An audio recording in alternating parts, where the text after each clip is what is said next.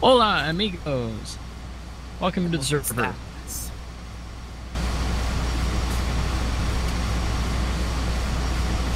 Alright, you should be seeing a combine now.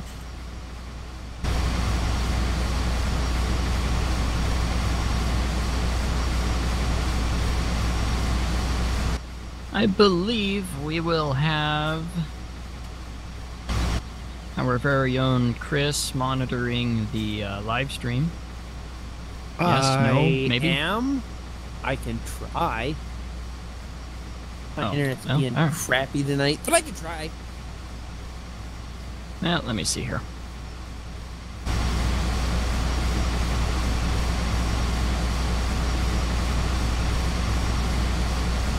I see we still don't have enough searches in the Modders Without Borders deal that we're not, that we don't have our own little suggestion on the list.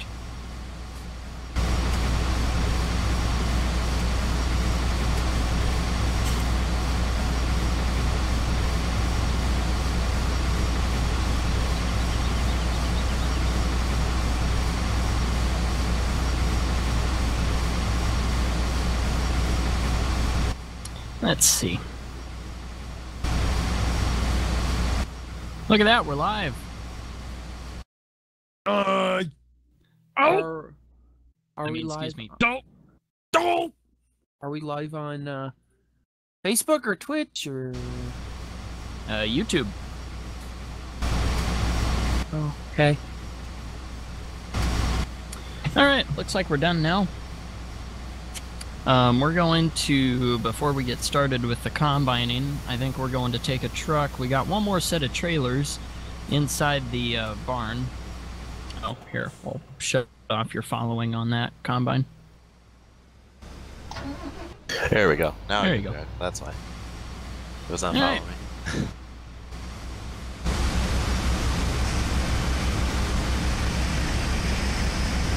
Are we leaving a slot or no slot? I don't know. What do you think, T? Well, yeah, we can bail him. Okay. We'll square bail him. We got a fancy new trailer for that.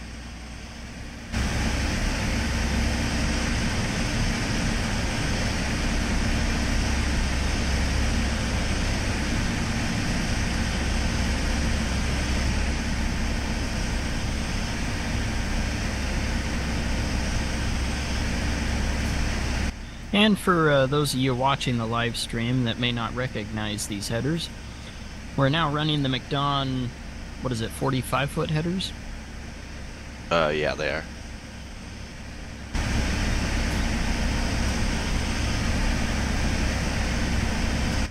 Ooh, a little bit of lag there.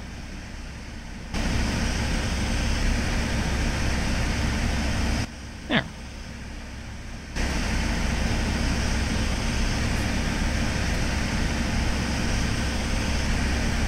But this is brand new map, county line modified for our uses.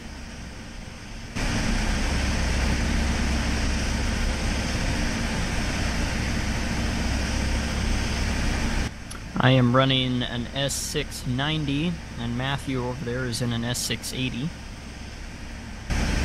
Figured we would do that so that it makes it easier to distinguish the two combines.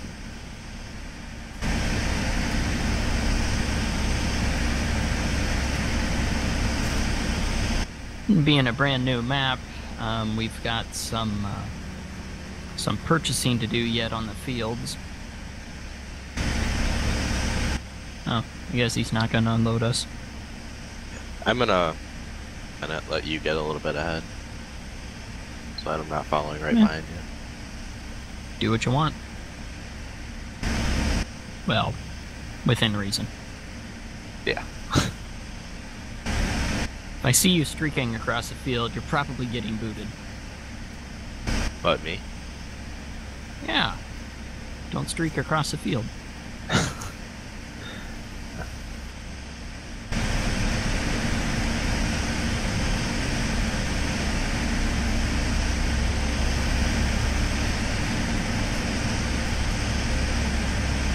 Good grief, I'm down to 16 frames a second. Ouch. I'm running about 34. I'm running all of them because I'm not even in a video game right now. Lucky. Yeah, usually I can run about 80 to 100 frames. T must be taking a nap. No, he just popped in the thing. I'm not going to be getting on because A, my internet is absolute dog crap tonight, and B, because I don't have any of the mods installed. And with the way my internet's been going, oh, good grief. I would not have them all downloaded in time. But I will still stick around in the TeamSpeak.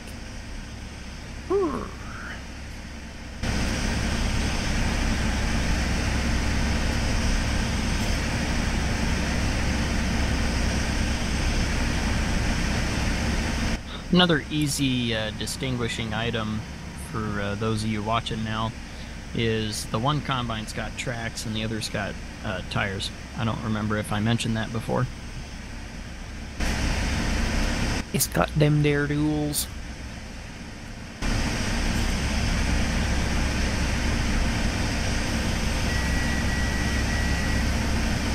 Challenging thing about these headers, though, is that the auger is almost too long or too short for him.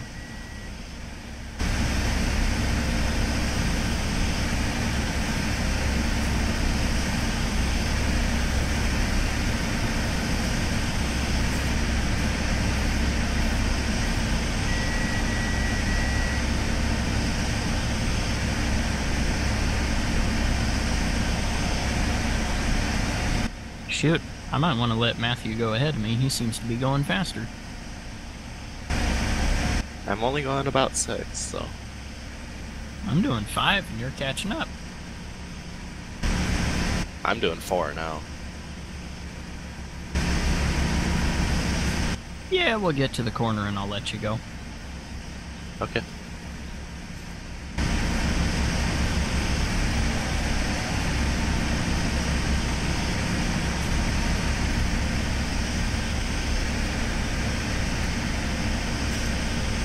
Gotta say, I'm not sure I'm a fan with how highly detailed the crop is, because it's all sparkly.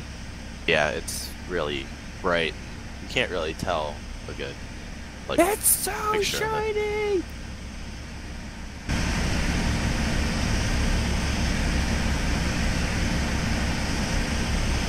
Wondering if I don't set this combine to follow you, Matthew, and then we'll go buy some fields or something.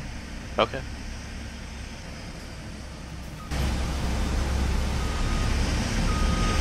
So I'll let you get started. Hey Max, what you doing up there, buddy?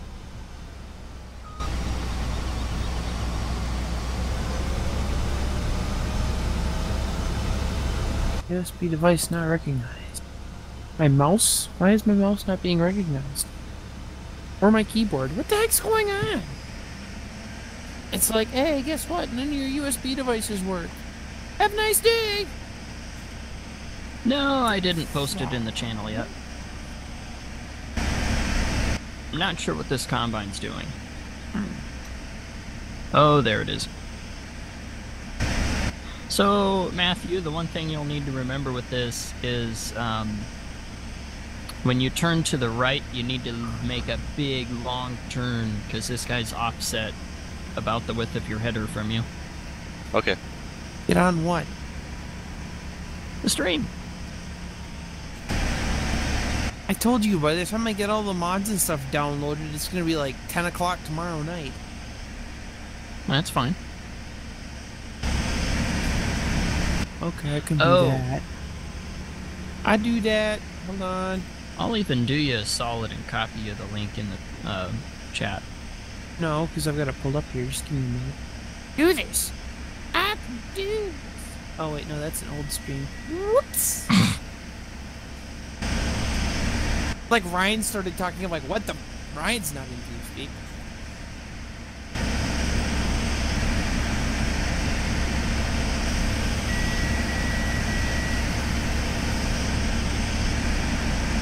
Wow, I'm hearing myself on the stream. This mic is way better than my old headset. Like, OMG. Everybody was like, ah, it's sorry. a little better. No, this is way better. You know, the other way you can test that is in TeamSpeak, going in and switching on the recording, and then turn it off and listen to it later. Never thought about that. I'm an idea guy. Sometimes they're bad ideas, but I'm an idea guy.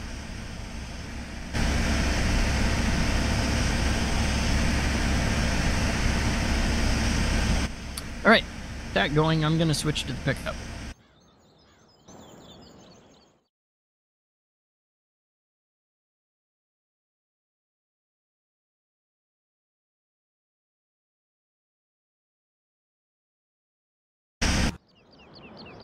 Actually,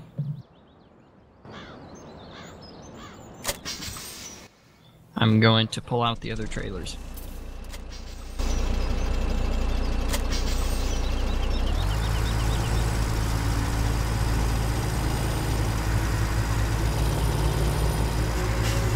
Wow, there's like a really bad delay for what's actually happening in TeamSpeak and what's actually happening in the stream. Like, I can finish a complete sentence before it starts on the stream. Pretty sure we've gone over this before.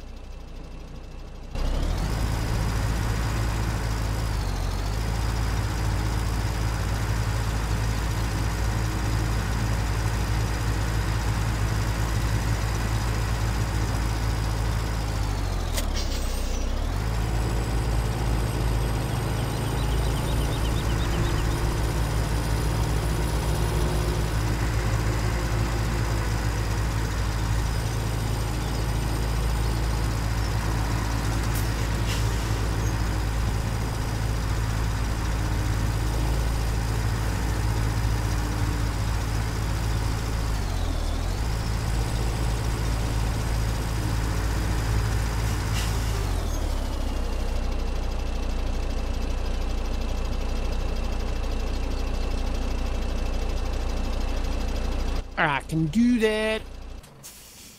Was about ready to post it on the post a link on the page saying, "Hey, we're live."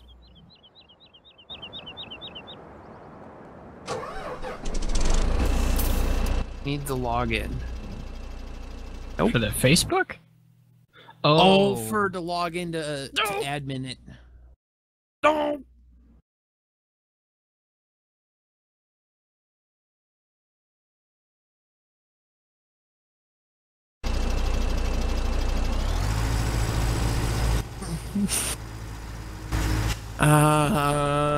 Can't you just grant me?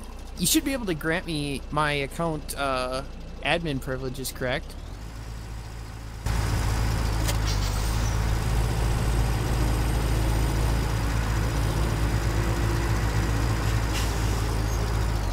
Hold on. Use my Lone Tree Ridge Farms account. Not my personal YouTube.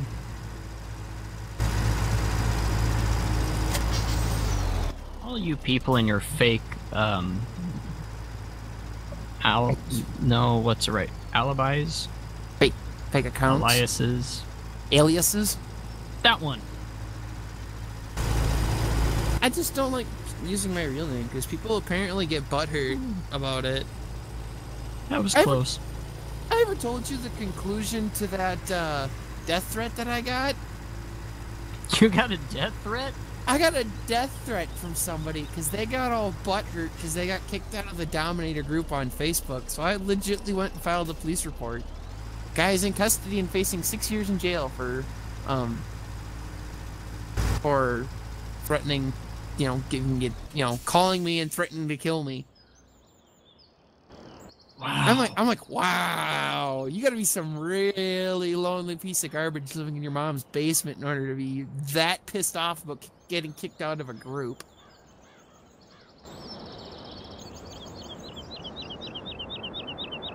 Well, that one's not my pickup.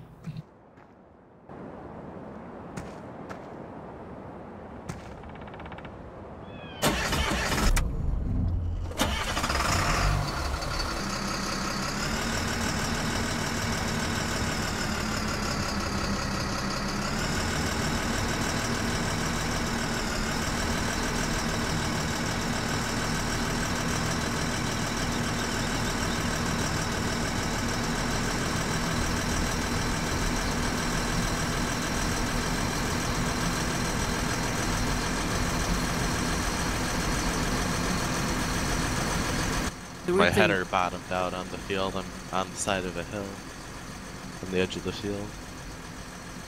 Uh-oh.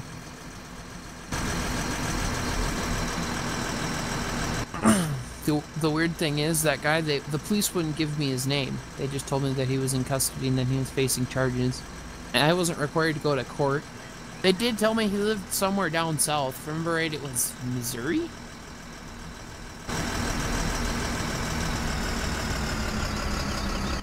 That's nice. Yeah, but they're like, no, we can't tell you his name. I'm like, why not? The dude threatened to kill me. This might be previous this might be information I want to know in the future. Or, we can't give you the name. I'm like, that's pretty dumb. What if this guy gets out of jail with a vendetta? You know? So I need to make a list of fields that we should buy. All of them. No. That would make things interesting. Are we going to use Seasons mod on the server? Or have we tried attempting to use the now fully released Seasons mod on the server? That's a T question.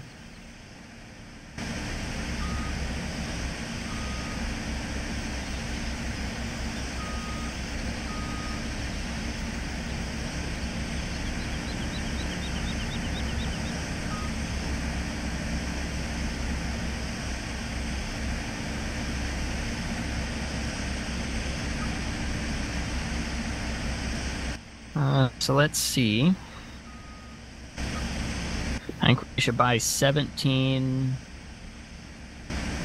I'm debating 18.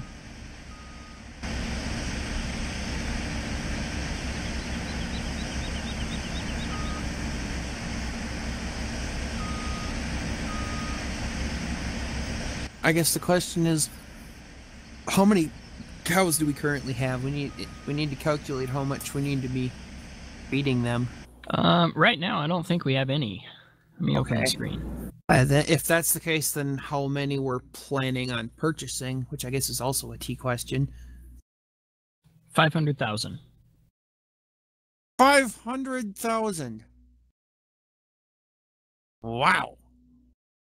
Okay, maybe not that much.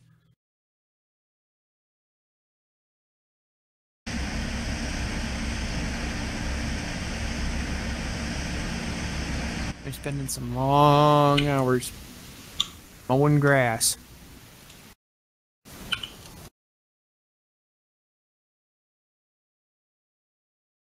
We've spent $5 million. Are we going to be giving anything away this live stream? As far as releasing a mod, or... Oh, okay. Thought I'd ask. I didn't know if there were any plans for this or not. Not for this stream. Okay. I know now. There's a shiny. But this map's got oats and rye and milo, and I don't know if our combines will do that. So we're not going to buy those fields. I think not with those crops. The combines should be able to harvest them. I think I've used these combines before. Well, do you know about the headers? Yeah, I've used these headers before. We could try it. I'm pretty sure it'll work, though. Yeah, but in FS you can't combine a field unless you own it, if I'm not mistaken. Oh, right. Yeah. I guess we could... So the worst thing that would happen is we have to plow it and reseed it, I guess. I don't want to do that after I just spent that much money on a field. I guess, but... Come on, man, we could get with test plan a strip of it and see. Might do that.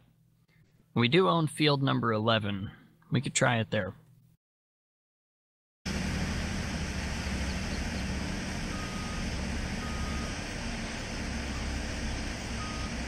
I do kind of like this cornfield right here that I'm next to.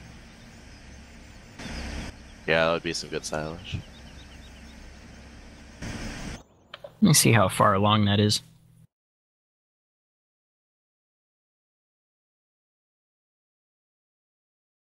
Not quite ready yet. Dang! Perfect. I'm watching that video that Mike shared of them clearing protesters blocking the road, and this dude got hit by the water cannon in the fire truck and got completely knocked out. Like, dang! There must have been some force behind that.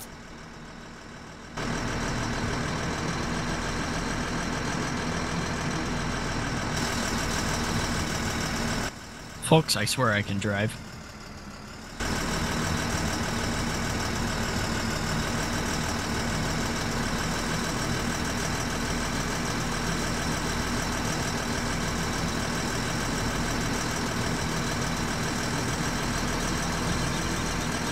That's something I need to get working on. My map is traffic.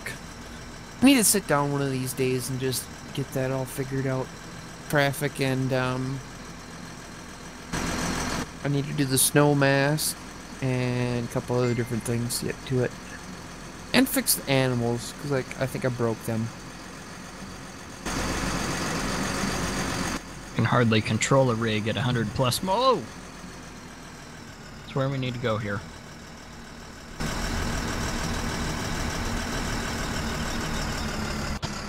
Yep, I posted the link and said we are live. It's a really small deal. It's alive. I should be keeping track of how big these fields are.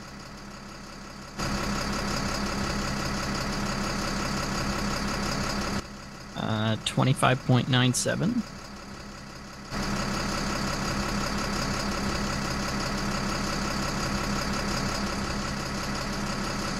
All right, there went $500,000.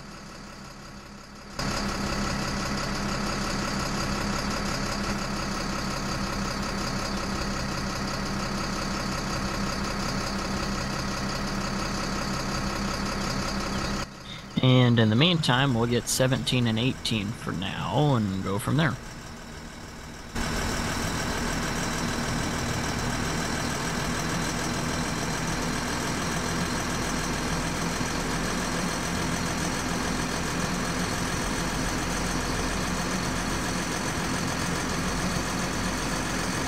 Having a really hard time staying on the road here.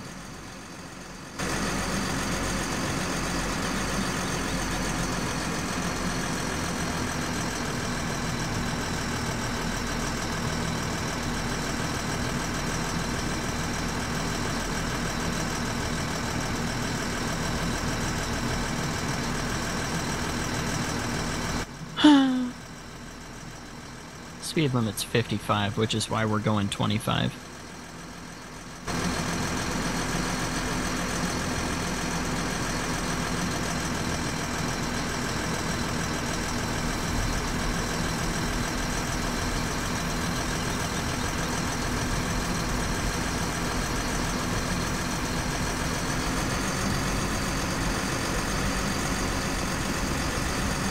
Okay. Looks like we almost have a truck full. What?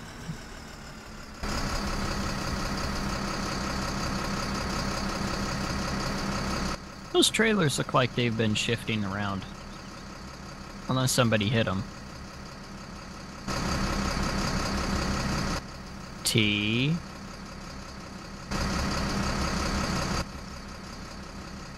Doggone it.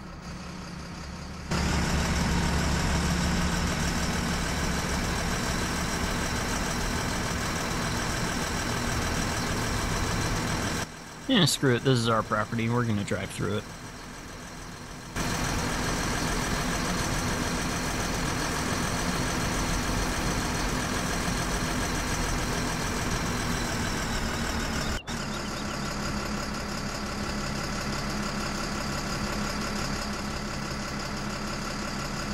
All right, number 18 is 20.73.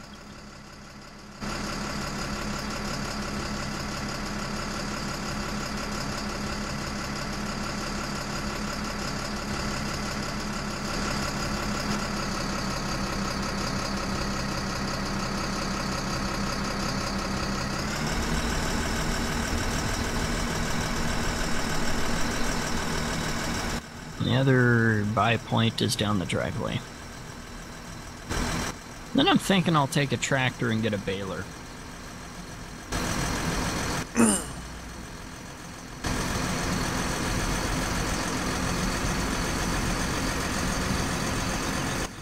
Ooh, we got sunflowers we can harvest.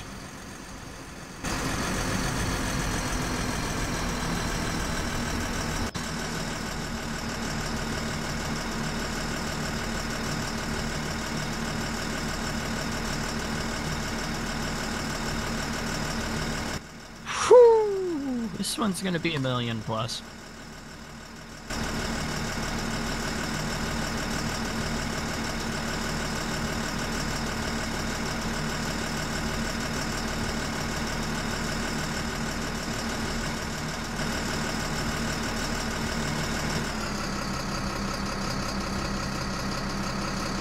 I think we'll buy 16, and we'll call that good for now.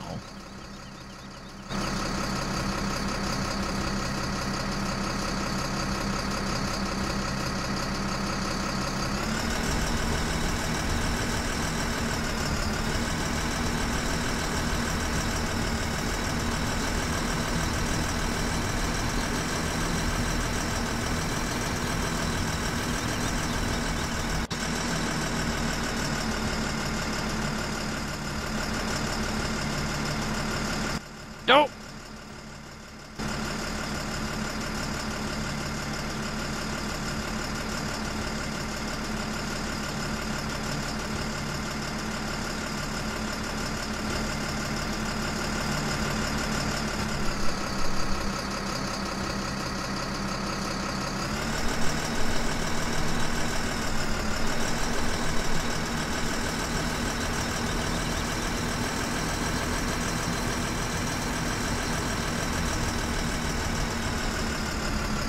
Look at that sweet combine go.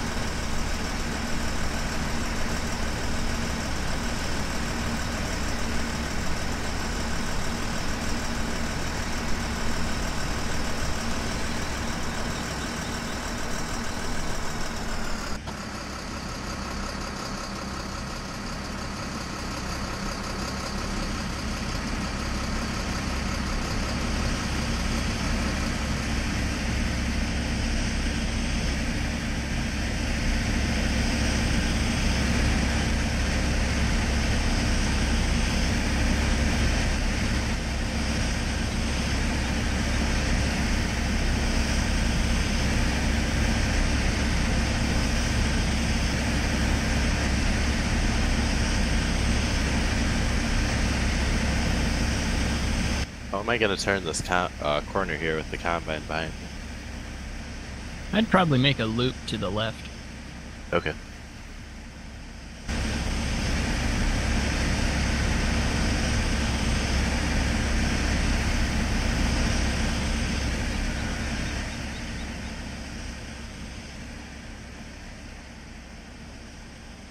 You can do a sharp turn to the left, it'll just jump out a ways.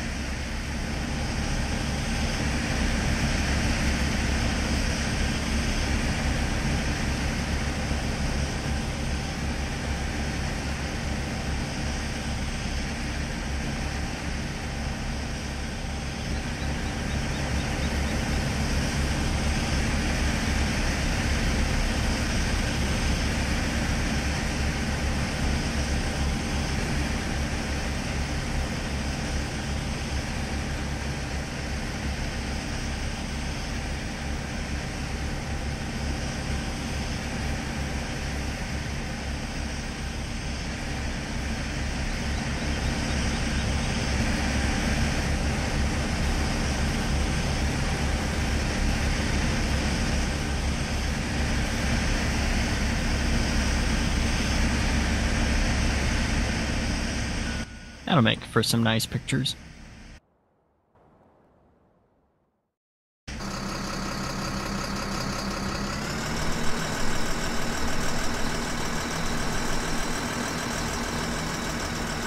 Oh, there's a ditch here. Alright, didn't see that coming.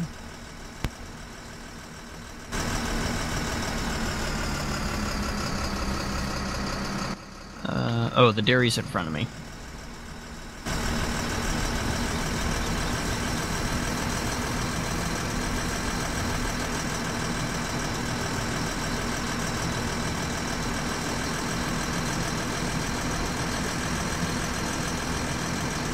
No, I think the more distance behind or between each of them is probably a little bit better. Just maybe not all the way across the field.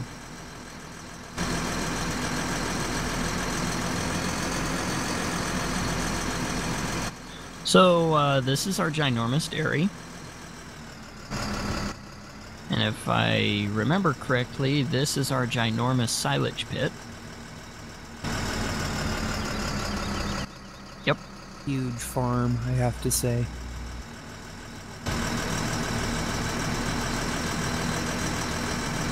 I do like the layout of this one.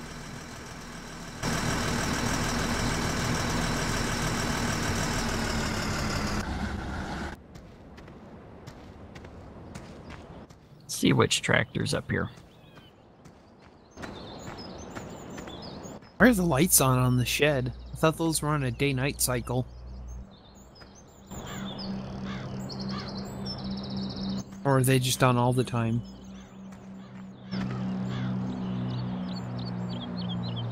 Lights on the shed? Like on the front of the shed, for example, your outside yard lights are on. And such. I thought those were all set up on a day-night cycle. But maybe I was wrong.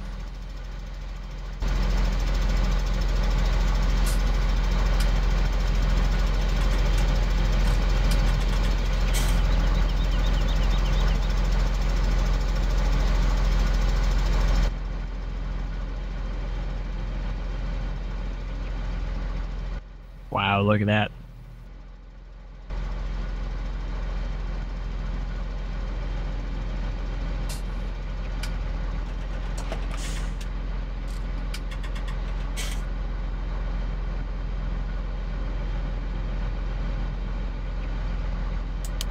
Yeah, Ralph did a pretty good job. Pretty good job on those 8Rs. They're very detailed.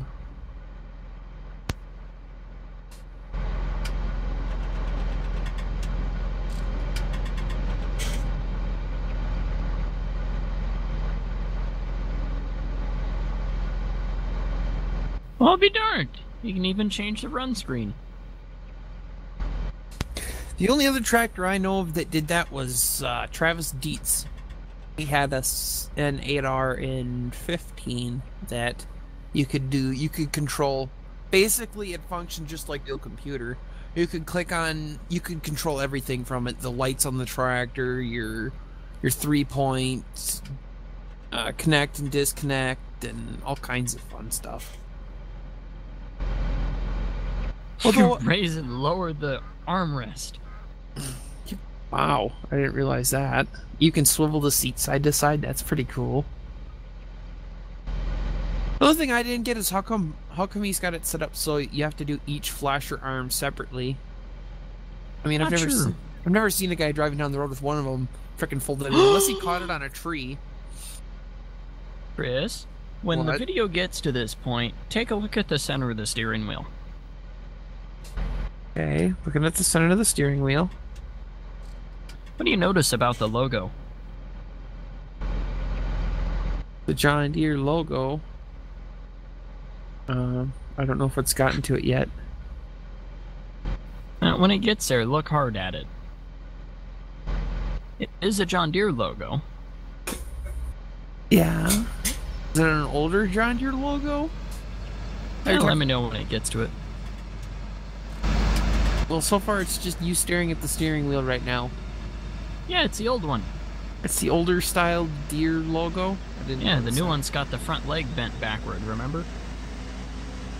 I've only driven the new 8R, like, I drove it for one day. It wasn't a bad tractor. I liked it a lot more than the case that I was driving. It had that IVT transmission in it. You could control your speed a lot better than you could with the case.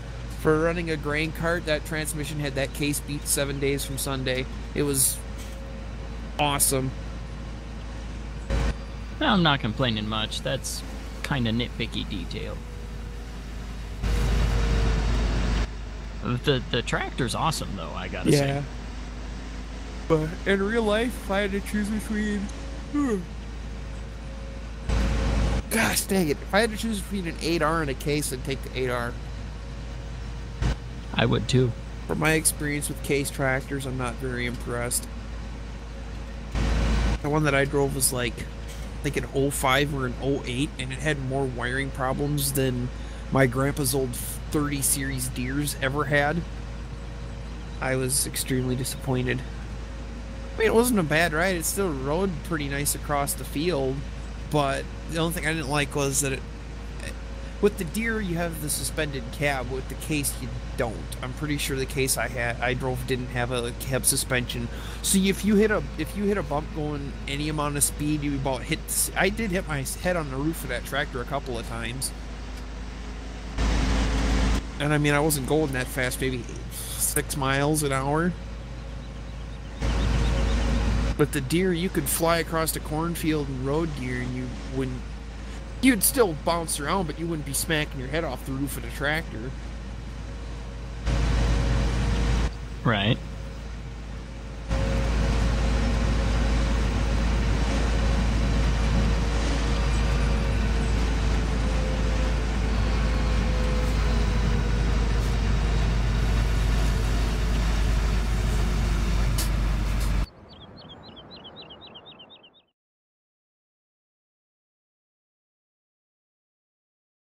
The fun one that case did was the color display would go offline, so I wouldn't be able to see my fuel levels, my engine RPMs. Basically, I lost my overhead display. I couldn't monitor anything. So we go down the road, and the tractor beep, freaking this loud squealing beep for like 2 minutes straight, and then it'd be like color display offline. You know, so the only way to get it back would be to shut the tractor off.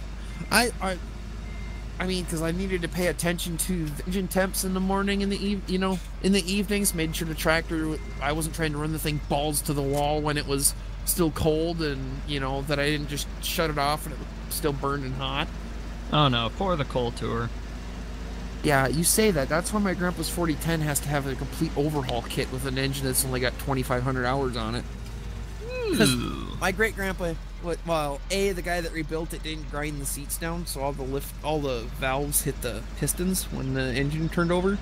But my grandpa was not a believer in letting the tractor warm up. Well, my great grandpa was not a believer in letting the tractor warm up and cool down, and he mostly used it in the winter for hauling firewood out of the river valley. So yeah, now when you start that tractor up, even in 75 degrees, you need ether, and when it does run, it puffs some pretty blue smoke out the bottom of the crankcase. I like it.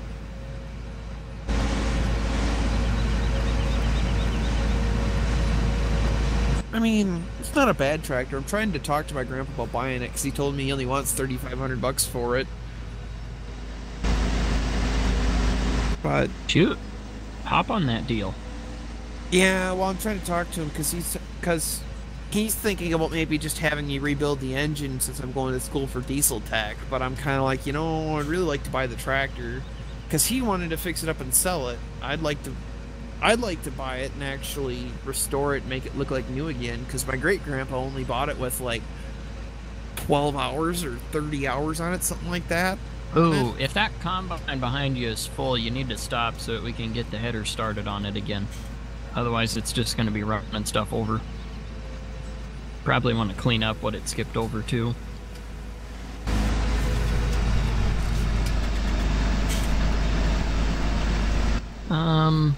Oh, I should start this back over by the farm.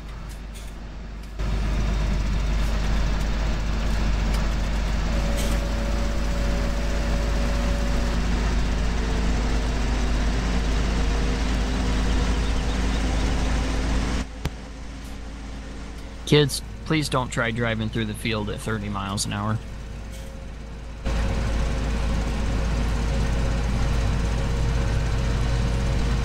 Anywho, as you were saying, Chris, you should buy the tractor. Uh-huh. The only problem is my grandpa wants to keep the loader off of it, which the thing's had the loader on it since my great-grandpa bought it. It's got a John Deere 148 loader on it. I'd kind of like to keep the loader, but my grandpa wants to take it off and put it on the 4230. So I'm trying to talk him into letting me take the rock box off the 4230, since you can't have it on there with the loader, and putting it on the 4010 if the frame and, if it all bolts up. Well, at that rate, why don't you cut a deal and leave the tractor at that at the farm so he can use it, but it's yours? Well, if I buy it, it's got to come with me down to Mankato to my college, and I'd be doing a complete overhaul of the engine, and then it needs a new cab. It's got I believe it's a factory John Deere cab, but the problem is it's basically like a shoebox. It's very hard to climb in and out of. Most of the windows are busted or cracked on it because it also used to be the stock chopper tractor until Grandpa got the 4230.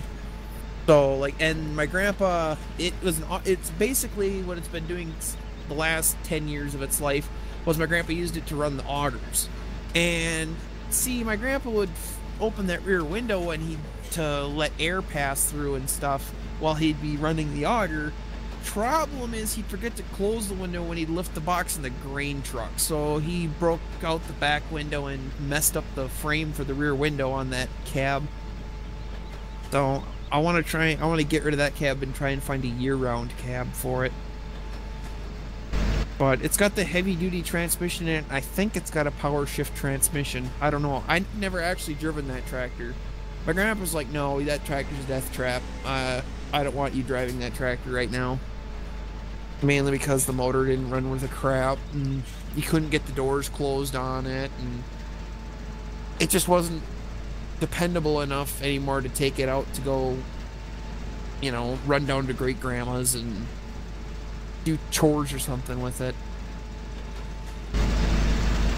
But all the sheet metal's still straight on it, so that's the good part, and it's not missing any parts. Like, all the pieces that are supposed to be on the tractor are there on the tractor. Nice.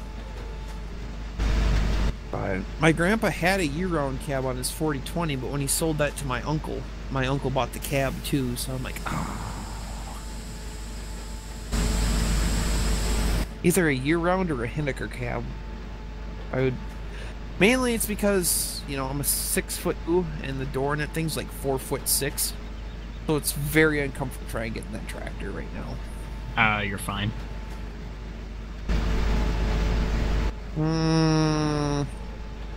I'm not so sure. It's good for you to exercise.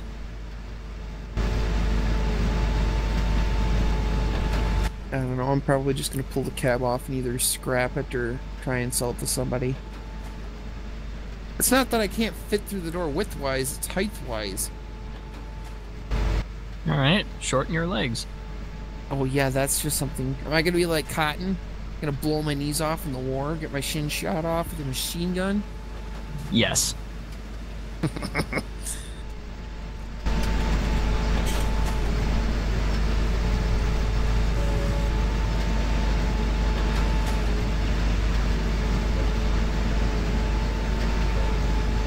Hey T, let me know when those trucks are full and I'll unload those. Yeah, I'm short enough, I'll take it. You're just about as tall as I am, if I remember right. You're what, 6? Right, you're what, 6, but at least. No. What?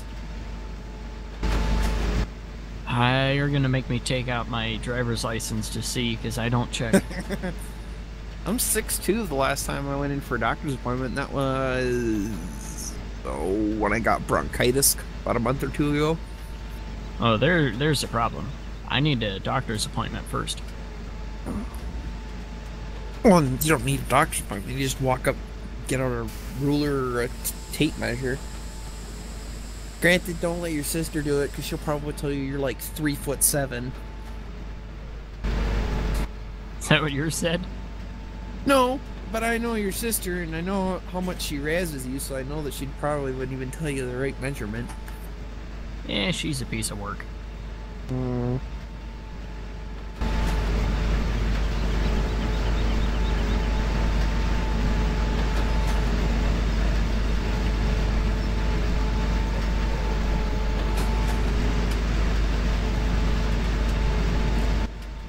If I wasn't having a hand steer this baler, I would pull out my license and tell you. I'm not sure what it says on my driver's license. Almost 6 foot. Are you 6 foot? Well, you look 6 foot. $20 to whoever can tell me what that came from. It says on my driver's license I'm 6 foot even. Yeah, mine says 5'9". T's right. Nice. T knows things.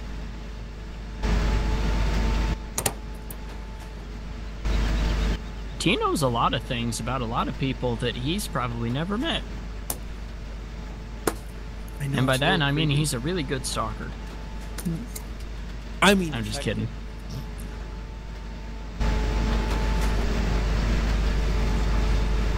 Just waiting for the message telling me to screw off or something.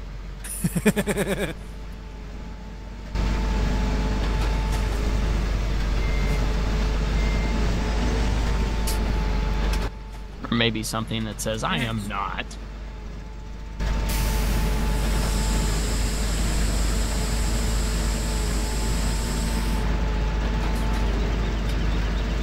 Hold on, I'll be back in a minute. Oh. We'll time you.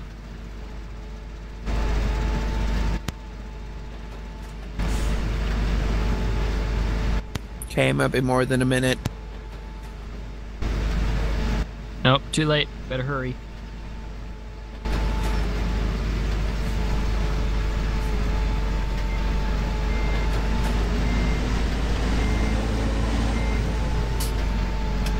Is that something you can learn to do?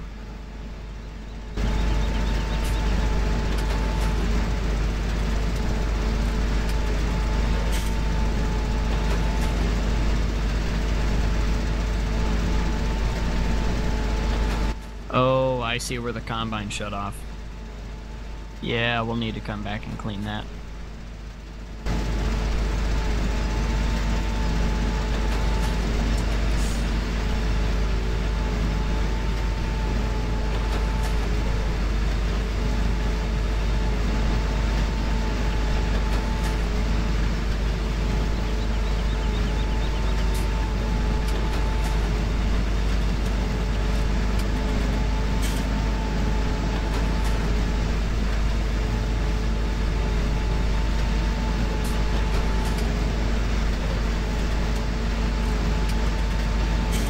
A fancy trick for anybody that doesn't know already. The most... Ooh, having trouble climbing up that hill. The most profitable crop in Farming Simulator is actually silage bales.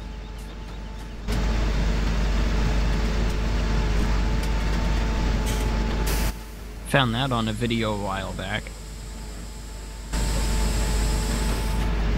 And by silage bales, I mean wrapped bales.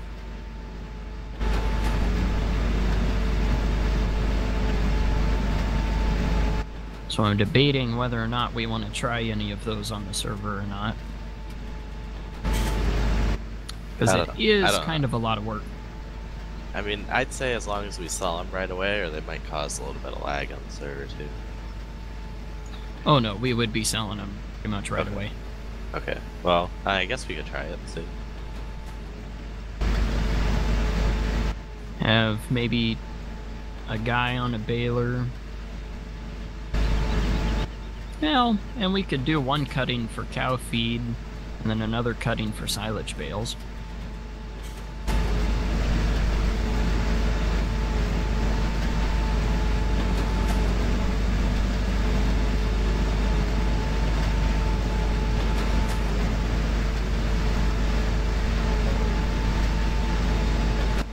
Are some of those trucks full there, T? So I just drove past and it looks like 3 of them have quite a bit of stuff in them.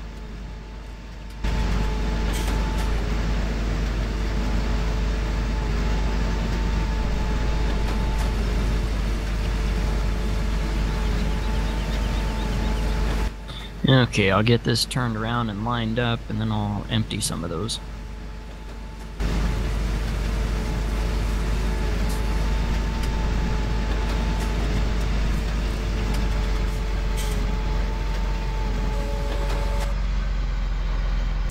Alrighty, I'm back. Well, doggone it. My mom's like, I can't get the DVD player to work. Well, first, it helps if you turn it on. Oh. 4.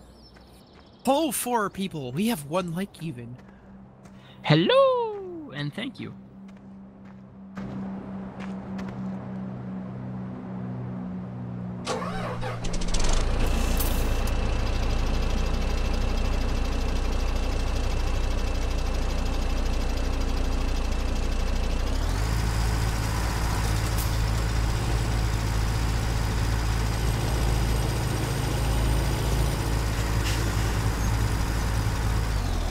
Debating dumping these in the silos or hauling it in.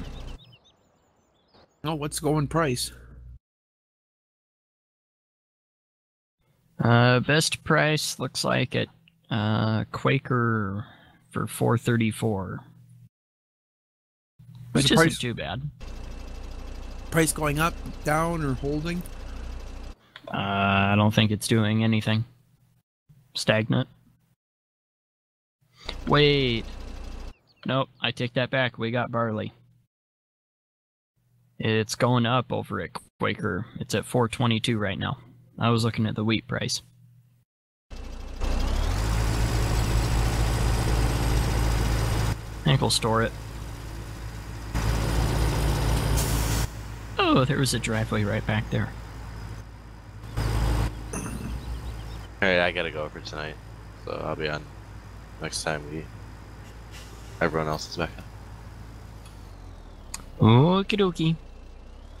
Oh. Someone will have to pick up combining in front of the other one. Yeah. Suppose I can do that here in a moment. I'm gonna unload this though. Okay. Alright, see you guys later. Later. User disconnected from your channel.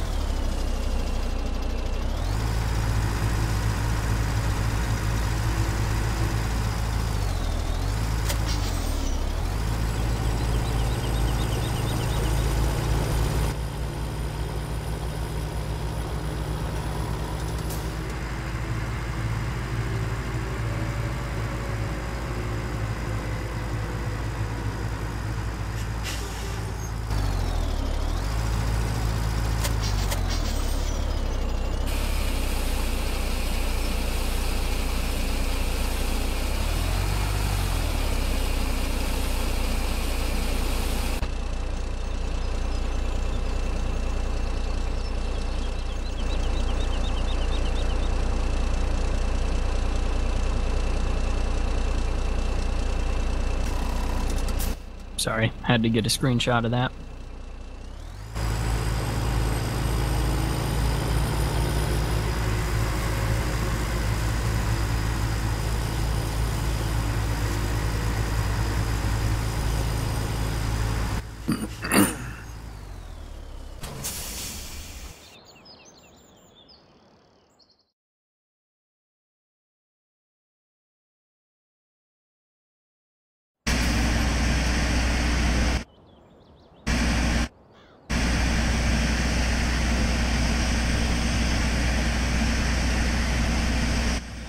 Okay.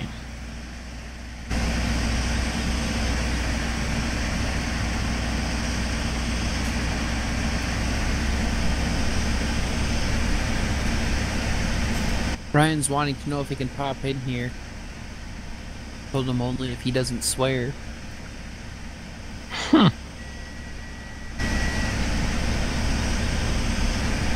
So yeah, that's probably not going to happen.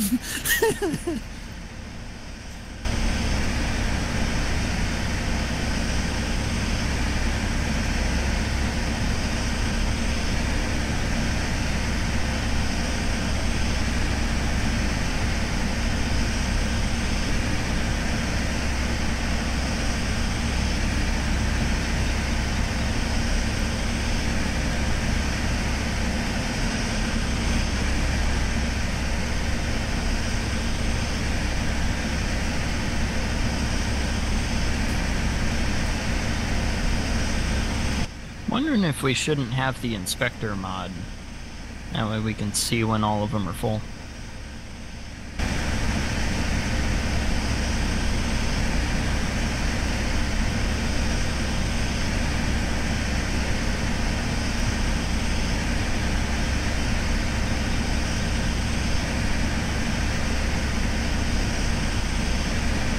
So having two of them working like this is really efficient.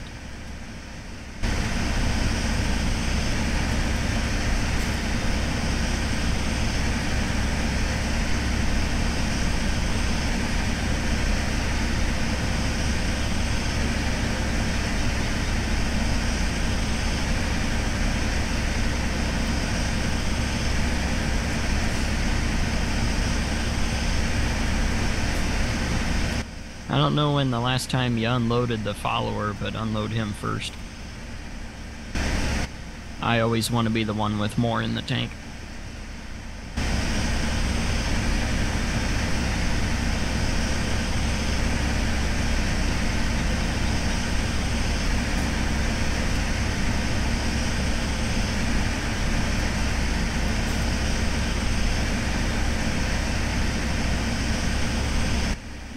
We're gonna have to drive through that.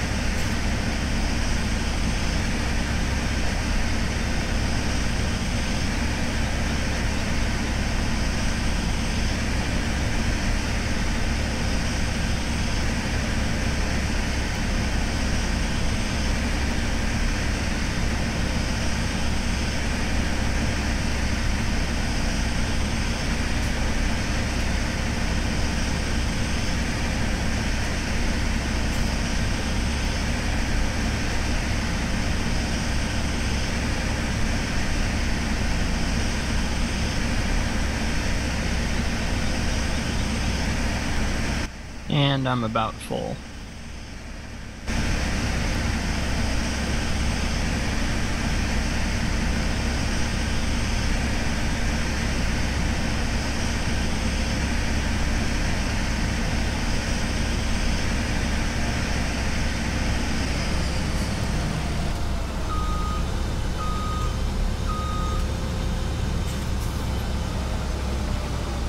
User joined your channel. Hola, amigo. Howdy, howdy.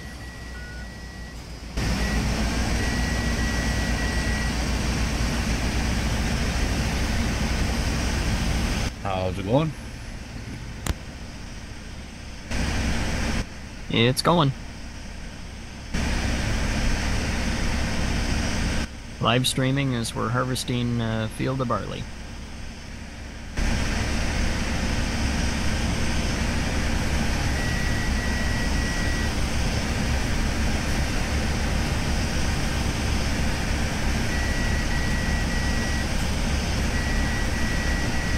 I gotta say, I really like that 9RX.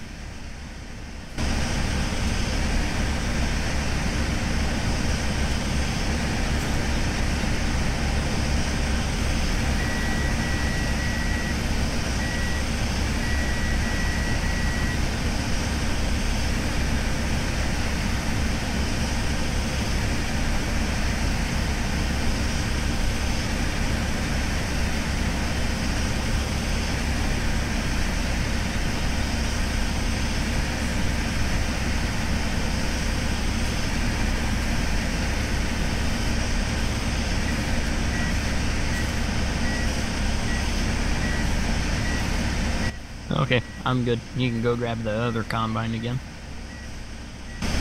And then I would suggest dumping into a truck since they're right there.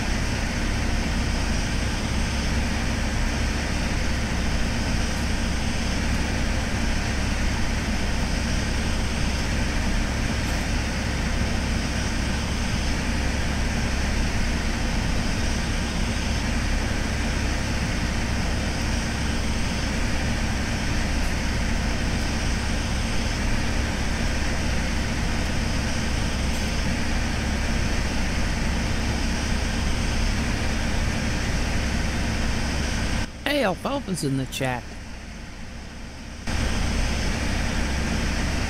Hello! We also have a guy, Felipe Zago, says hello from Brazil. Well, his actual word is "Oh, from Brazil save."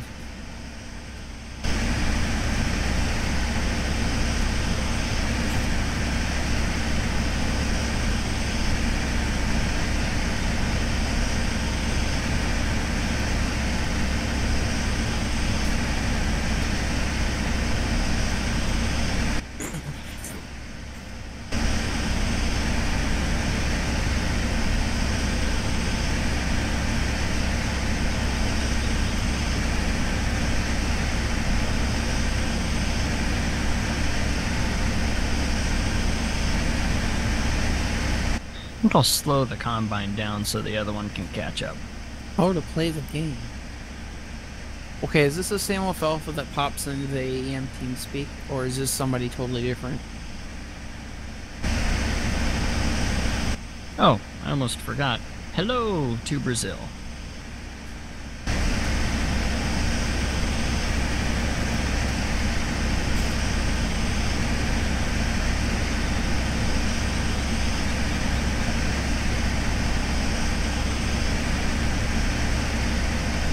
I did.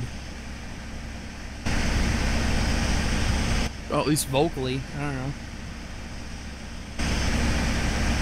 I'm assuming he can hear the team or hear the live stream, so.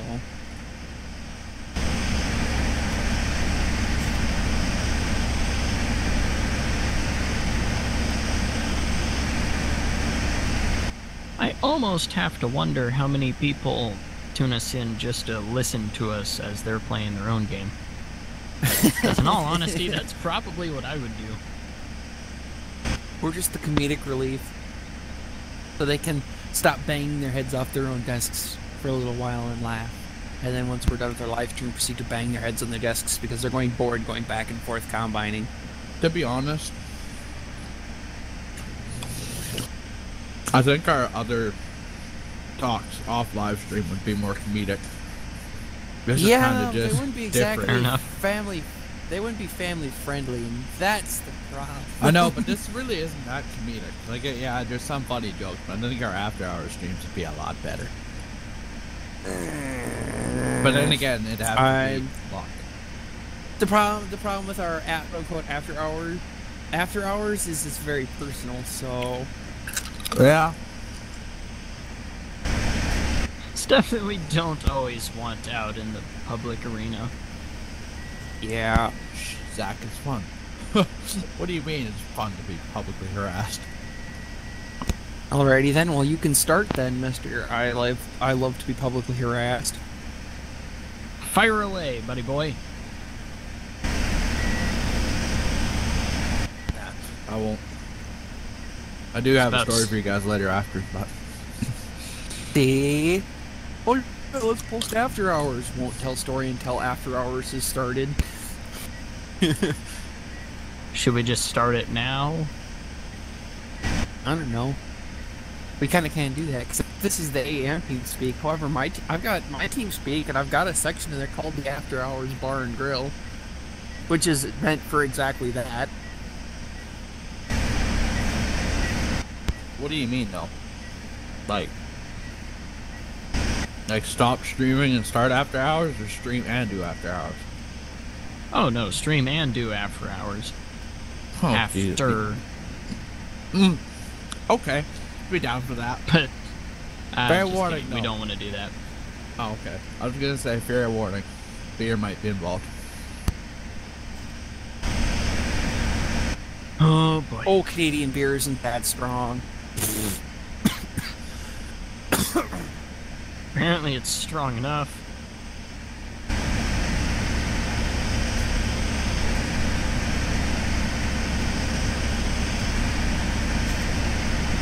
Oh, hey, there's a new Giants editor out. 7.5.0. Yep. I'm working on doing a truck T that I will send over to be put on the server. But it's not done yet. Yeah, if anybody's got a suggestion for mods, even if you're watching the live stream, drop us a link and we'll at least take a look.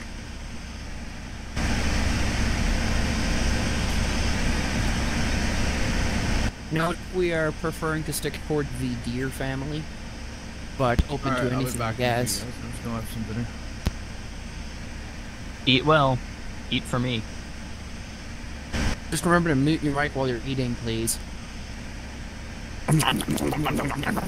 Is not something we want to hear tonight. I should send somebody to get me Taco Bell. Just for Chris. No.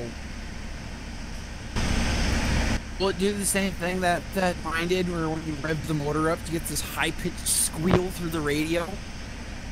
God, Yes. that drove me absolutely bad crap crazy. Easy now. It was either that, or if I changed the fan speed for the AC. Like if it was, so say the engine was at a low RPM, it would be like, and then we'd rev the engine up and be like, like that. I mean, it was like ear-piercing, holy crap, what the heck is that? I'm kidding. I like how that rhymed.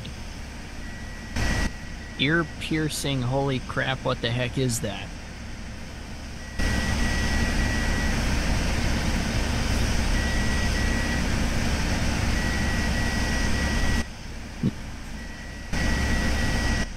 No comment? Alright then.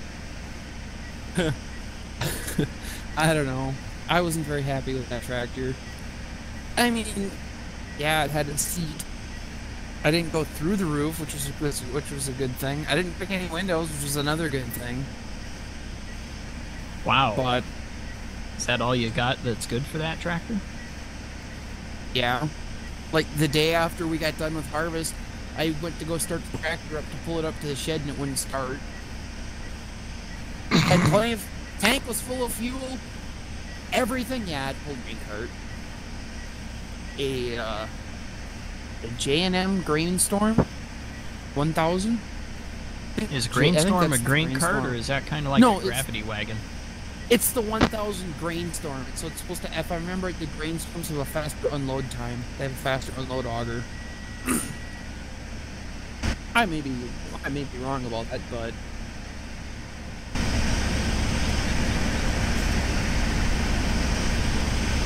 Oh, you got a dump box similar to what we use at work, I except didn't ours mind is it. an Unverfurth, and then we got another one that's the same exact thing, but it's a Brent. the thing that I really don't like about that grain cart is, and this is really every grain cart, the freaking unload pipe light never works. I have yet to drive a tractor grain cart that has a working pipe light, and it's extremely annoying when you're running at 12 o'clock at night trying to unload a load of corn or sunflowers or something, and you can't see the piles in the truck because the lights in the tractor don't shine bright enough. When I was up in North Dakota, I drove 3 different tractors with 3 different grain carts, and none of them had a working grain cart or a working pipe light.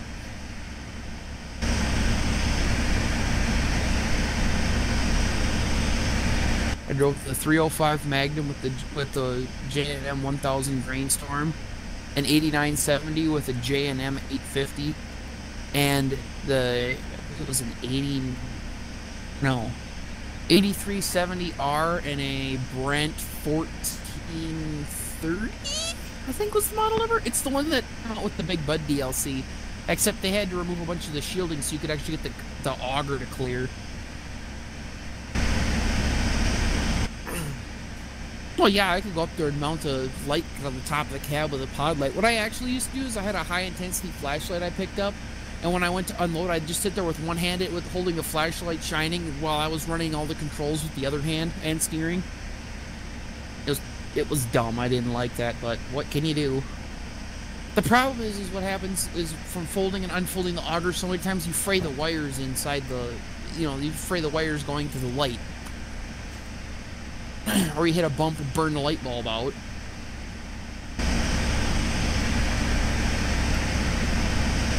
Let's slow down again to let that combine catch up. I don't know how many points the follow me drops, so I don't want to run out of points.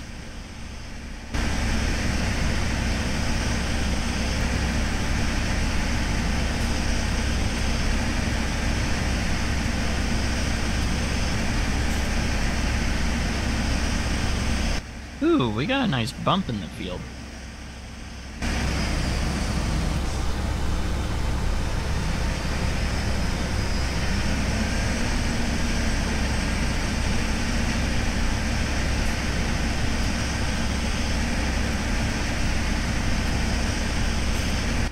Remind me not to plant that.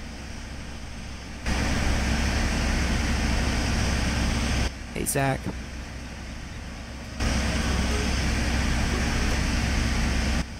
Zach, don't plant that. Thanks. Oh, there's a couple of bumps. I suppose there's no way to level those out in-game. Nope. Fine.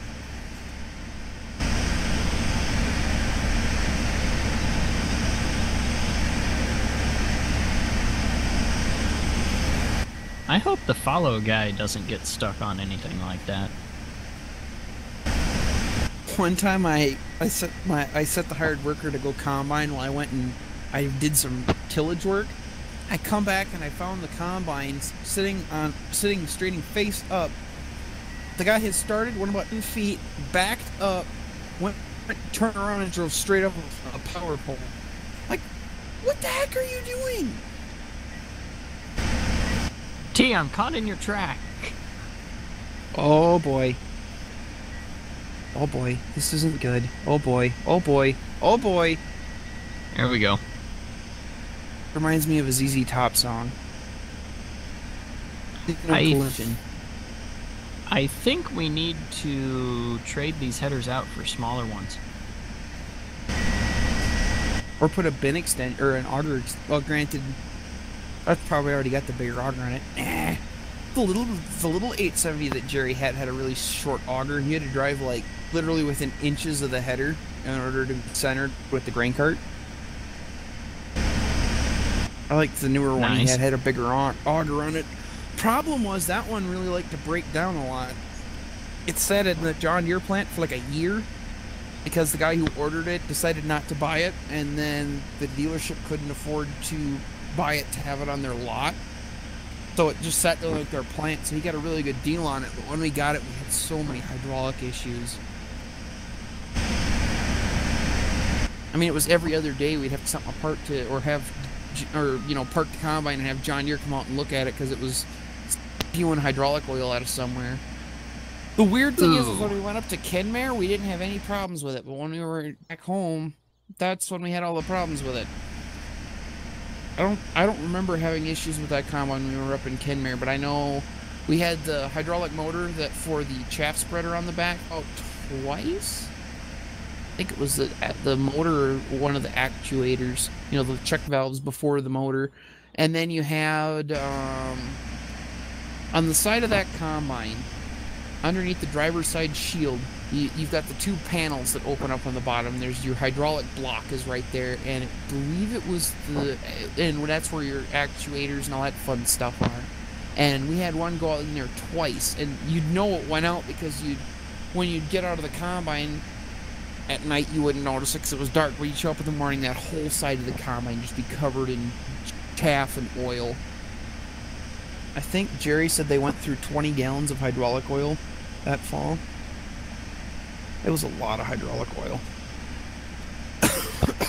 And of course, since it was a brand new combine, we had to run the John Deere high guard stuff, which isn't very nice cheap itself.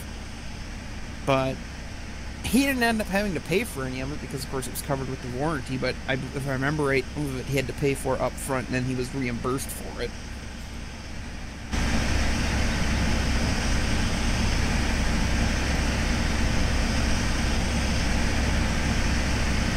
Yeah, Alfalfa was asking us if we remembered the John Deere 864 Premium baler from 13. Yeah, I remember that. Had the opening shields on it. You could actually use net wrap on it. That was a nice little baler. Oh yeah, that round baler.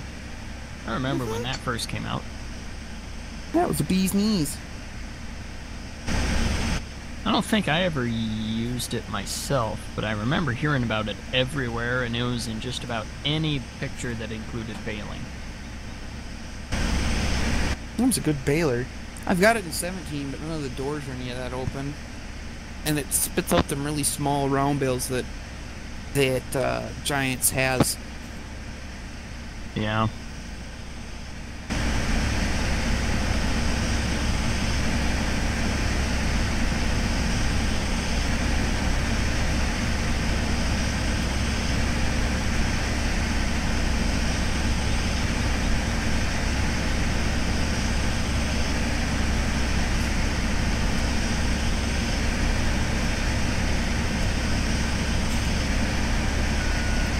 T.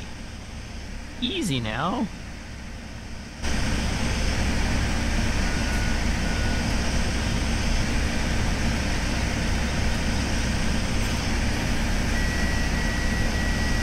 Oh, collision.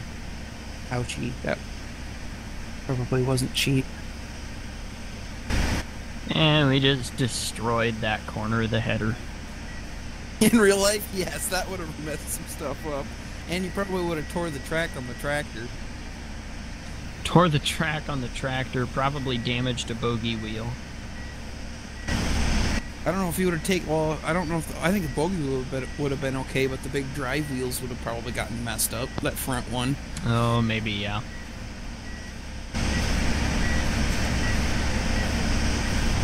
Probably would have bent up the frame on the header. Did you see? Oh, one of the farm groups I'm in, somebody tried to beat a train with a combine with a Mac Don header like that, one that has its own trailering system. They tried to beat the train with the combine and the header, and needless to say, the combine made it, there didn't. Ooh. Yeah, there wasn't much left of that header. Like, it was kind of all there, but the reel was, like, completely gone. The header was caved in and bent real bad. The whole thing was, like, twisted almost at a 45-degree angle, because it caught the back third of the header. Yeah, it messed some stuff up. I don't know why, and it's like, okay, yeah, sure, you can try and run the train, but now you just cost yourself frickin', I don't know what one of those headers goes for in real life, but I'd say probably a $20,000-$30,000 header, and...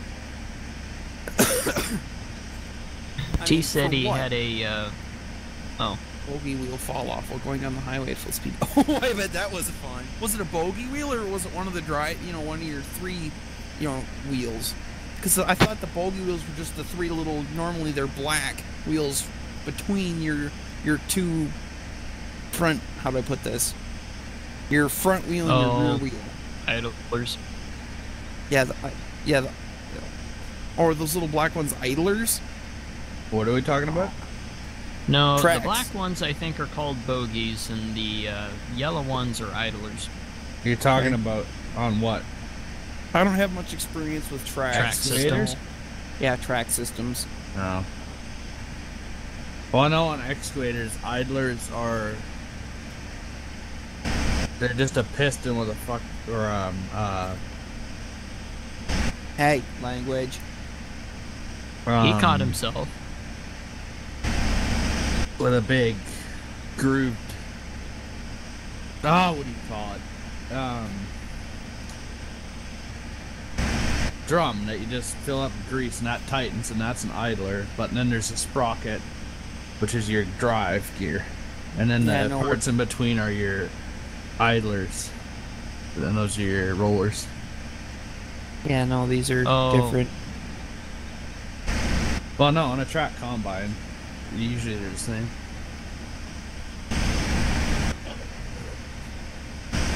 I'd assume. They still work. Like, there's still a hedger and rollers. Yeah, but you said on construction equipment. So are you talking like an excavator or? Yeah, excavator usually. Yeah, it's a totally different kind of track system. The only track system close to it on a combine would be a Lexington. Not really. The deer, they still work off the same concept though, Chris. Well, yeah, on the deers, those new track systems, I can remember it, there's still a sprocket at the front, which drives your whole track. Then you still have your little rollers. I think on the tractors, your drive wheel is the large wheel. Oh, you're talking about everything. tractors. Yeah. I thought you were talking about combines. I'm like, Chris. Well, no, even on combines, your drive wheel, or the wheel that's actually providing power to the tracks, is usually the wheel on top. And then the rest of the wheels are just idlers and bogies. You don't actually have... but with like an excavator, don't both wheels provide power? Both of your wheel at the front and back of your track system? Or is it just the rear or front? Granted, What are you it's all talking about? perspective. On an excavator, which one of your wheels supplies your power? Do all Sprocket. four of your... Your The sprockets what? provide your power. Your drive. There's a sprocket on the front of an excavator track. That's what drives your tracks. Okay, your that's idler what is I'm just asking. a tensioning. That's what I'm asking. And is the idler the one in the very back? Yeah, though, if I'm understanding him right, then the wheel in the quote-unquote back is the one that controls your... It was just there for complete the circle.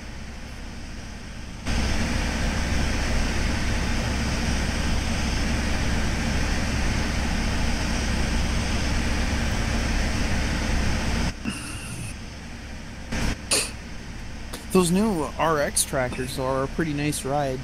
I got to take a ride in one at the John Deere dealership. They freaking drove it over rock piles they had it set up because it was a demo. there were all kinds of farmers there that seeing it, and everybody got to take a ride on it. I thought it was pretty cool.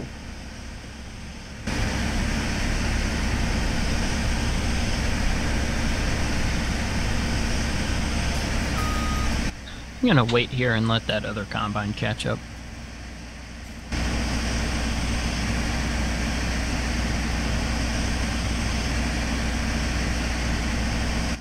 So then, in the terms I've been using, what Ryan was talking about, the front of the track, his sprocket would be the drive wheel. Yeah. The back large wheel is what we would call the idler, and then the small wheels in between are bogies. Is that about right? Sorry, do that again. I'm not really paying attention here. Front one's a drive wheel. That's got the sprocket. Yeah.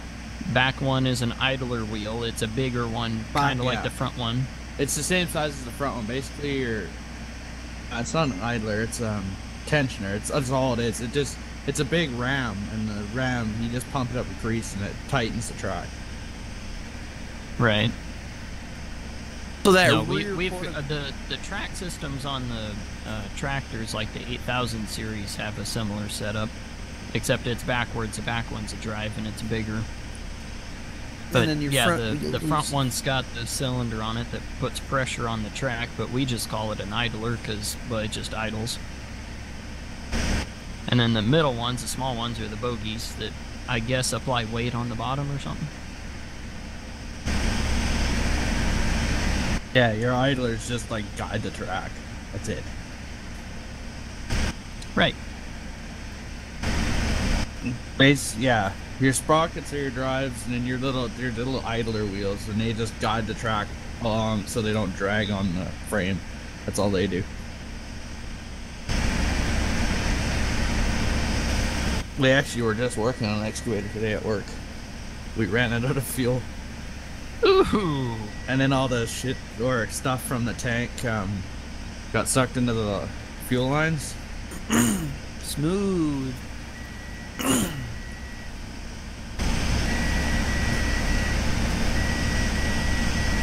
Yeah, the guy I worked for in North Dakota actually had some construction equipment. He had a John Deere payloader and a John Deere excavator. Used them for burying rock piles. Huh. Oh, so you bury the rocks. Ours just go over a freaking cliff. Oh no, Never to be seen again. There really is no place you can just go to dump rocks. It would probably cost more to load them up, transport them, and dump them. They just put them into piles in the field, and then when the pile gets big enough, they dig a big hole and they bury them like 6 or 7 feet in the ground or more. And you go over it with the payloader and dump, fill over the hole. Yeah, no, with actually I blew a hydraulic line yesterday. Not blown, but hang on, I got a burp.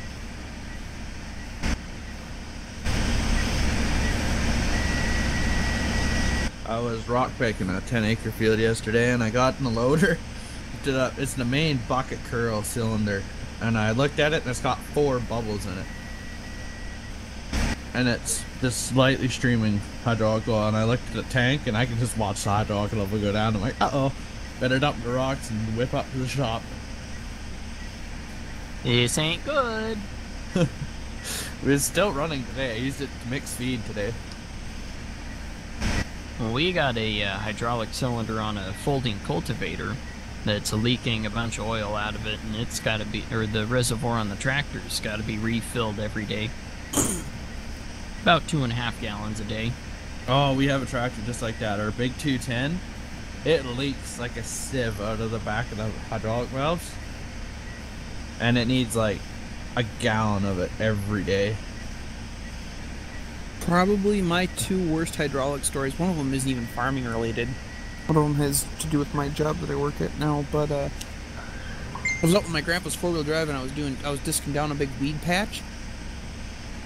I went to we had an old 220 John Deere single wing disc, and I got done. Drove over to the field approach. Was going to fold it up. The wing got about 1/3 of the way. All of a sudden, boom, boom, and both the hydraulic rams blew out simultaneously, and the wing just dropped, slammed on the ground, and blew the tire out on the wing. I mean, I've never seen. I'm assuming what happened was one of the cylinders failed, and the stress from the wing coming down blew the other cylinder out, and came down and blew the tire out. And the wing, it's level, so when the tire did blow out, but the tire was off the ground. So I drove the thing home, picking up the entire road combine's full with this 2-wing disc. I had to sneak that home to my grandpa's so he could fix it. It sat like that for like 6 months till my grandpa finally got the parts and fixed it. We didn't use the disc very much, so it wasn't a big deal. I just had to disc the one weed patch at his neighbor's. Here, I'll pull it around. Hold on, Another story has to deal with, for those that don't know, I work for a tree trimming company.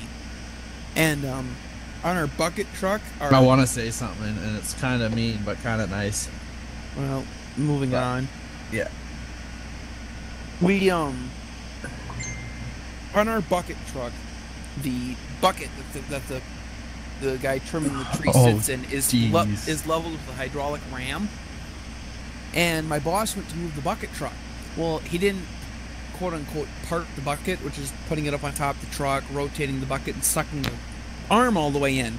He had it next to him on the driver's side, floating a good distance up off the ground, wasn't paying attention, hooked the front end of the chip truck and blew the hydraulic ram out on the bucket, so the bucket swung freely. Yeah, Mutt said a lot of cuss words. There's nobody he could blame. It was totally on him. But yeah, so the bucket truck on for 2 days. We didn't quit working though. My boss actually asked us if we could work Saturday so we could get this job done where the ram had blown. So I ended up working a Saturday. But oh well, what can you do?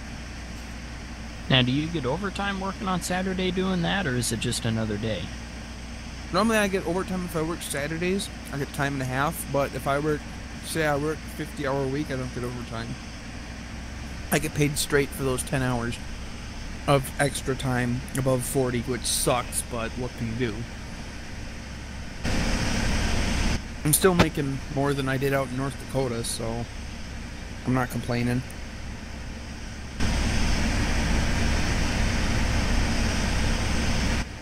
It is, because legally, by Minnesota law, it's anything over 50 hours. You're required to pay time and a half, and then if it's over 60 hours, it's double time. I think it's 60 hours. I'd have to look it up again, but it's like 48 and a half hours, I think, is what it actually is, but I'm not going to dinker on it.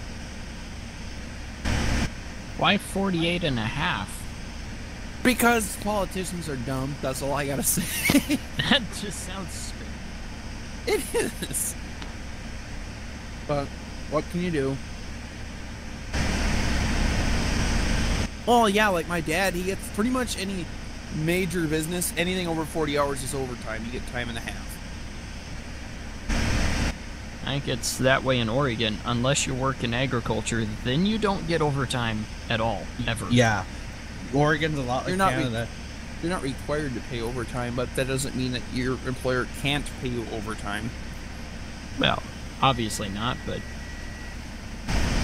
he doesn't. And don't ever take it from somebody. Don't ever work on a farm. If you work on salary. a farm, suddenly there's different laws for you. You don't have to. They don't have to pay overtime, do anything like that.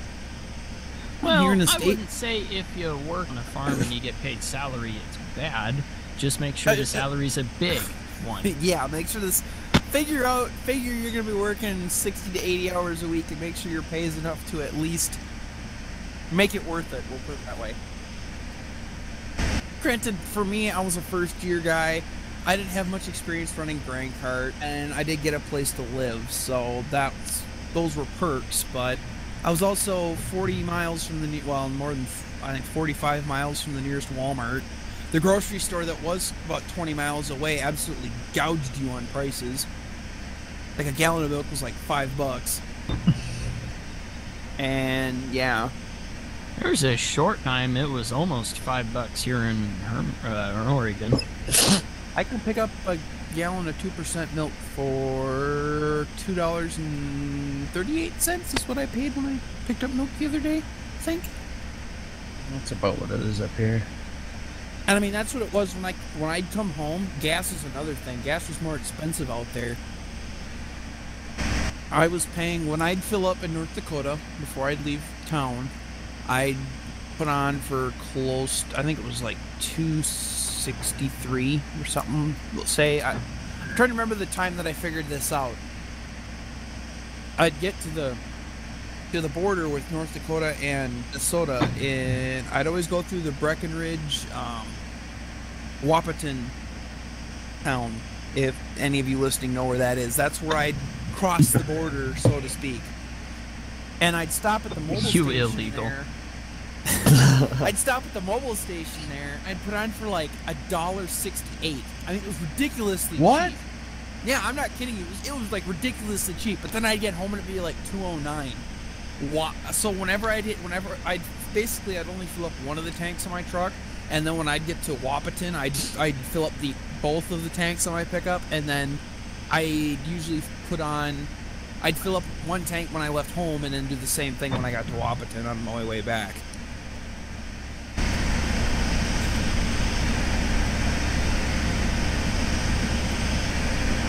Legend goes around here, there used to be a place that had gas really, really cheap. Like, better than a quarter or maybe 50 cents cheaper than the other stations. It was later found out they were watering down their gas. That's like Walmart. I went over to get gas one time at Walmart. So it's like, sure, I got my driver's license and got the truck running, so I didn't have a whole crap ton of money. So I go in, put gas in my truck ran like crap. I got like 8.5 miles to the gallon off that tank of gas. I've never put another tank of Walmart gas in that truck after that. Walmart doesn't even sell gas in Canada, dude. Yeah, well, I'm not in Canada. Move to the States, dude. I buy it from I don't Walmart. think I'd want to buy still gas. Granted, I live in Minnesota, so it's kind of like southern Canada, but We have Metro Can, Flying J, Husky, well, yeah, those are and mostly Shell. truck stops. That's it. We got Casey's, Super America, Go For It Gas is just some weird gas station that somebody put up here in town. Okay, so this guy buys this gas station, right? He starts pumping gas there, and people get furious because apparently they were going to put in a McDonald's there. I'm like, who cares? I'll never buy it. It's crap gas. That and the gas station in Hutch is so small, I can't turn around. Like if I pull into the pumps, I have to back out because I can't turn around. There's just not enough room between the end of the island and the curb and the road. It's not like I can drive over the curb because that's where they put the paint tanks. Uh-oh. So I usually get Super America because sometimes they're a little bit more, but I've got one of their fuels cards, so I save like 5 cents a gallon on gas, and then I get all kinds of perks for having that too. Like after putting on so many gallons, you get a free car wash and that thing. That and their gas, I seem to get the best mileage off their fuel, because that's something I did. I filled up a tank at Colburn's local grocery store, at Casey's, and at Super America. And Colburn's I get like 14.5, I think. Casey's I got 13, and I got 16.25 miles to the gallon off of Super America's 87 octane gas. So I always put on fuel there because I get the best mileage off of it. And some of that depends how you drive and how your rig's acting. Yeah, well, But I don't always 13 or drive a lead 14 foot, up but- to 16? I don't always drive a lead, but when I do, I burn through a lot of gas. the best fuel economy I saw was actually on my way out to North Dakota when I moved out there.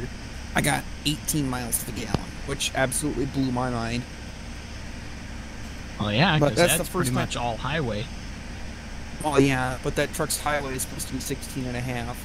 Like when I go to Bismarck, and Tailwind? back, that's about. Tailwind. I don't know. I filled up both tanks and I tucked into both tanks together hold 40 gallons. So I took and I got like, oh, what did I get for miles? I don't remember. Normally I average about 200 miles a tank. Or not 200 miles. 200, just about 300 miles a tank. On a 20-gallon tank.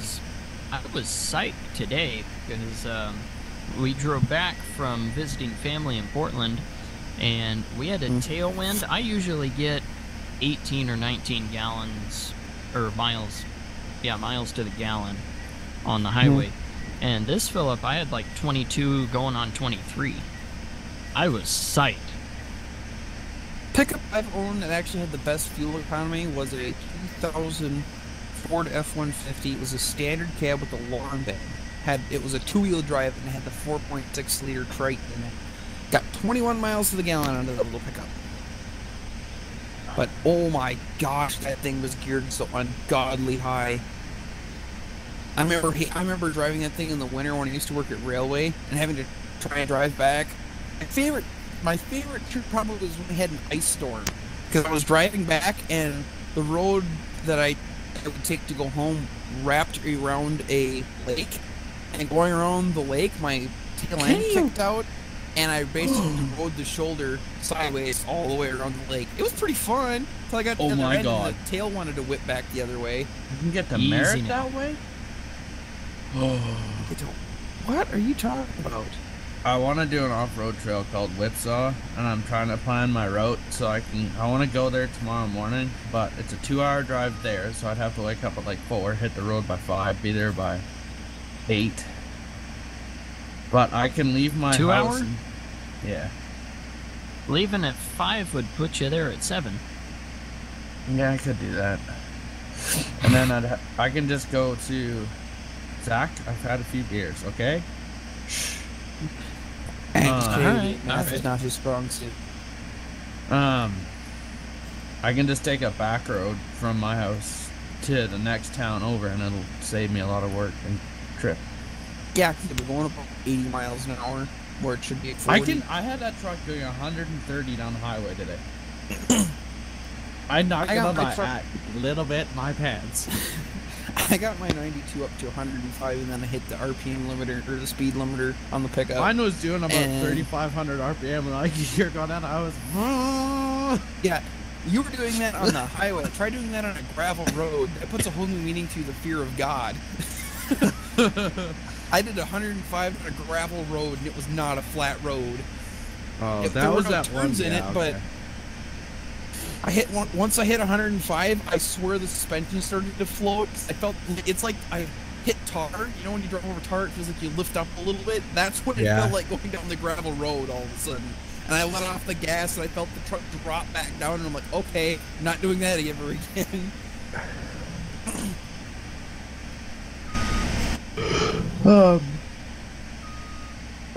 I'm not going as fast, but when I go home from work, I take our back road down through our gravel pits, and I can feel my back end of my truck like floating around on the gravel road, because it's a haul road, so we just spread crusher chip all over it to make it decent to get up. So I can just feel myself sliding all over the place. It's not and it's not a nice feeling.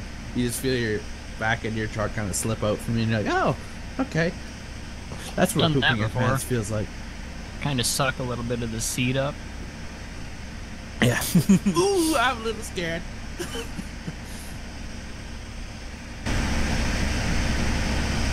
You know, my buddy invited me to do that whipsaw thing a few days ago, but he's like, hey, last minute, do you want to do whipsaw? And I'm like, dude, I can't get time off work like last second. I'm kind of sorry. And I kind of regret not going, to be honest with you.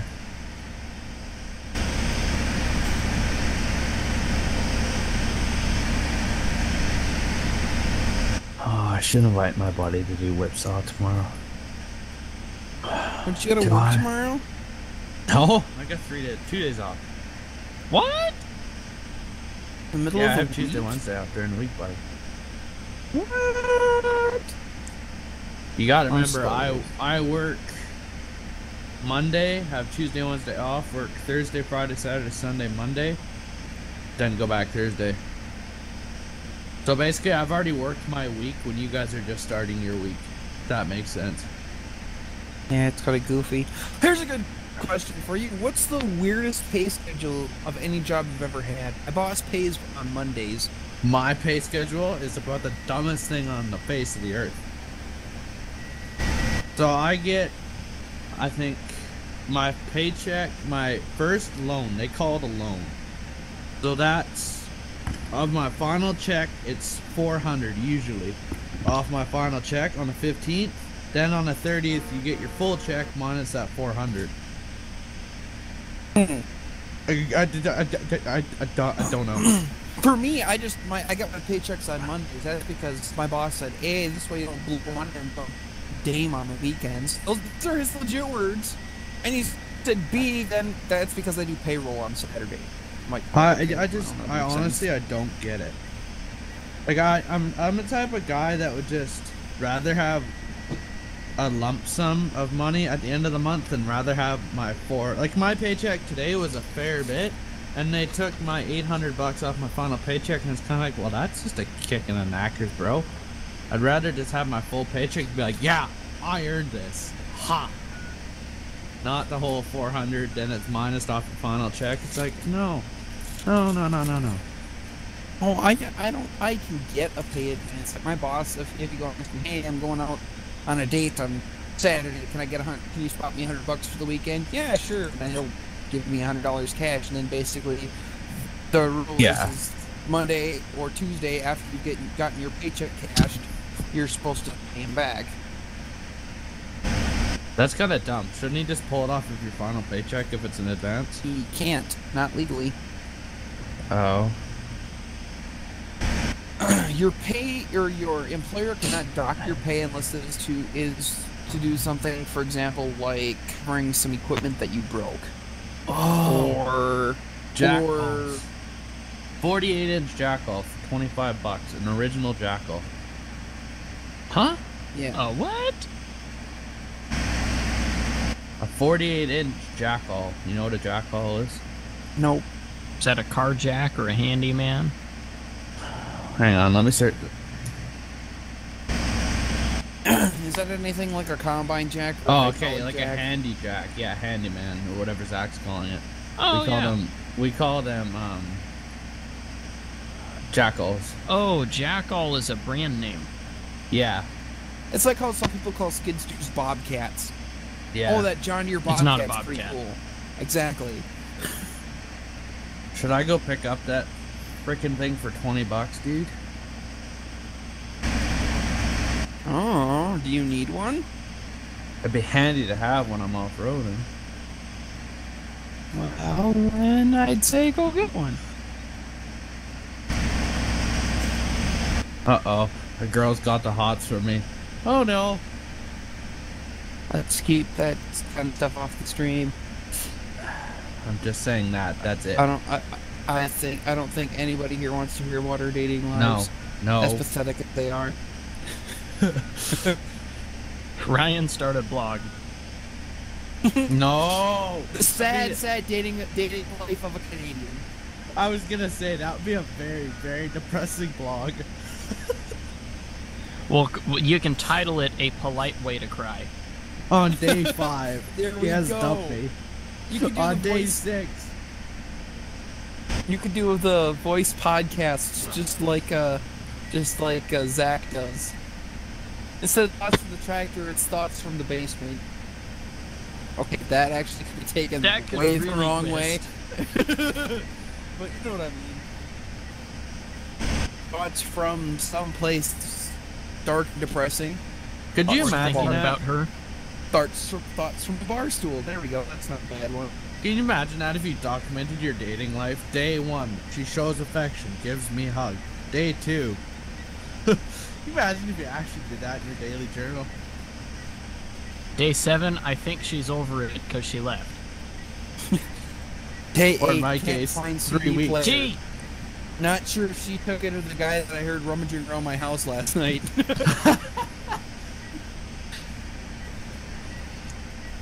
Week 3, started to get a little lonely. Don't know what happened. week 3 in 1 day, something doesn't seem right. T, you're in my way. Yeah. Day 21. After getting back together again, she finds the log and leaves me.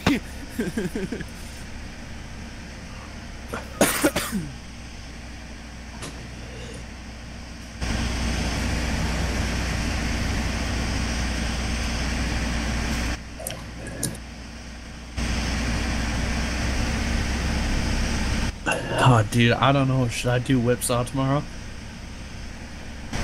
I don't know. That's you. Maybe? It'd be a lot of fun, man. Thought you were trading in that Yoda bomber for a dodgeball.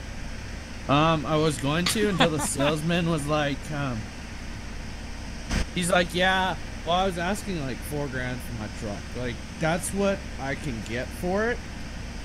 With all the work and stuff. I know it sounds crazy. Yeah, laugh your ass off. Blah, blah, blah, blah, blah. Well, what you can get for it selling personally is not what they're going to buy it for, because they have to make some sort of profit. I'll give you $2,000 for it. $1,700 at max. I'm like, on a $12,000 truck, you're gonna give me $2,000 for my truck. So my payments are like $280 a month. Then, because I'm a new driver, my insurance is like $250 a month. So I'm spending like $500, $600 a month for insurance, and that doesn't even put fuel in my tank. I'm like, oh my god. So gotta find a better paying job, then you can afford these kind of things. Well, no, it's not that. I'm not done school yet. If I was working full-time out at this farm, then I'd probably look at it, but I'm not right now because I gotta go back to school here in, what, a month now? The end of this month? No, not even the end of this month. August is coming up pretty quickly.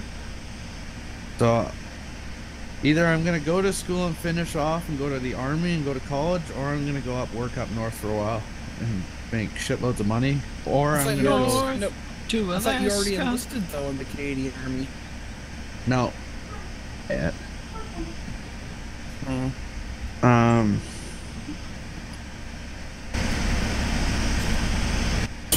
Literally.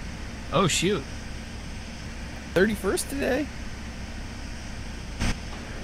What was I gonna say? I found a camp job out in... It's like way out in the middle of... Oh, where? Your uncle's cabin. Like, it's way out there. It's a camp job. You run excavator. You basically run road building and site prep for a logging crew. But I looked at myself and go, I really want to be out of work for 4 weeks in, 4 weeks out. It's a little long. Month on, month off. Yeah, but what's your pay scale? That's something you gotta look at. You're getting paid $30 an hour to start. Yeah, that's absolutely crazy. But remember what Zach said when you sucked a little bit of the seed up into your bumhole? Yeah. This is like running an excavator on like 50% grade, dude. Like you're working on steep slopes. So you gotta have some cojones. Oh, Ryan doesn't think he's got the kahunas for it. I do. But I just... Yeah, okay, maybe. Maybe not. Exactly. I think there'd be no seat left. I think in your little portion of the seat... But would be the cushion. The whole seat would be gone. Might as well just sit on a bucket. I'd be walking the excavator up a hill, and you just see the seat suddenly disappear. I'm like, oh, I hit the floor now. I guess this is where I'm sitting for a while. Well, no, because if you suck the seat in, then you'd follow the hydraulic components, and I'm pretty sure that would not feel good. Provided the excavator has a hydraulic or air-driven seat. You know what's fun? When you blow the airbag of the hydraulic cylinder out of one of those seats. Been there, done that. Our tractor has did that, and I like fucking boop, like right to the ground. 2 days after my grandpa got the 8650, he was going along and he hit a washout, going probably 6 or 7 miles an hour. It kicked him up in the air. He came down, hit the ground, and the hydraulic cylinder blew out, and there was hydraulic oil all over the windows in the cab. It was hilarious. You just like see your grandpa like handprints up against a window, and you see just like streaks of handprints. Oh, like he was driving. I saw him because we were watching him drive the tractor because it was his first time out with the thing. And it, like I said, he went up, he came down, hit the ground, and all of a sudden there was just oil all over the windows. Like you can still see him in there, and the tractor stops, and he gets out, and he's all pissed off because he's coated in hydraulic oil. Oh, shut up, boy, you see this seat? It broke when I went over there and washed it. Well, Oh look, I can see the auger inside that green cart. Like through the end spout. That's kind of neat. Does it move?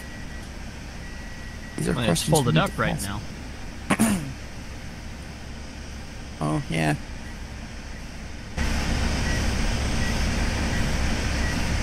no. Are those your Yep. grain carts, Trent, or are those Lindbergh's? I think they're yours.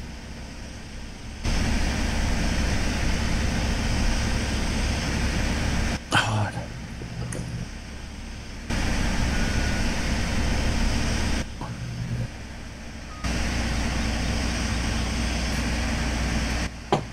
Says it's his, and it's his RX too.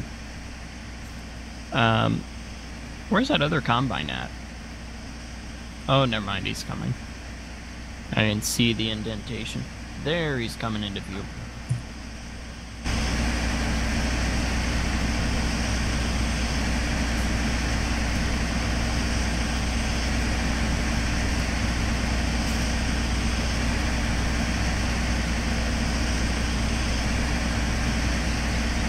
I'll give him a moment to catch up. Oh God. I'm part of a off-road group, and we're making fun of Sasquatch jokes. Let's just say the comment section's a little weird right now. You mean Sam Squanch?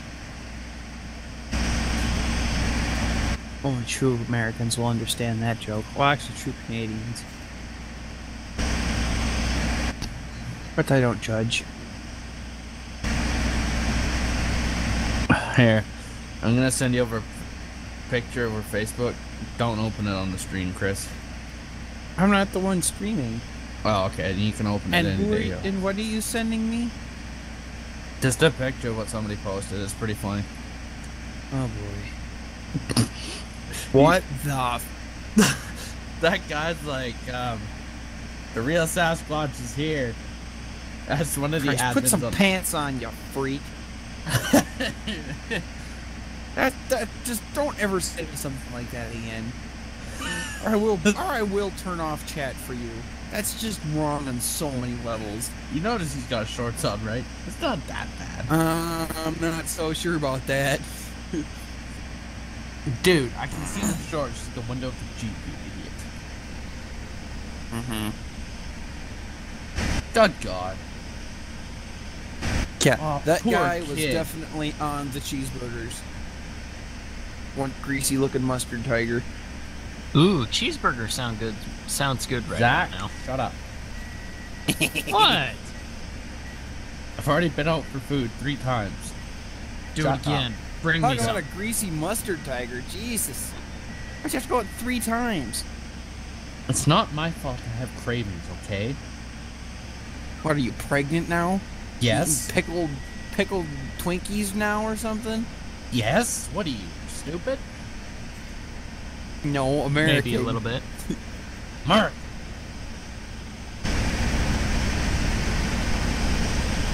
That's a cool shot, man. Says Ryan as he snorts some coke. Canadian pixie dust. T, you left the server. No. I'm all by myself. Oh, his ping is 10,000. Okay, that's. That I explains it. thought it said something like my pig, and I'm going, huh? My pig is 10,000. 10,000 what? 10,000.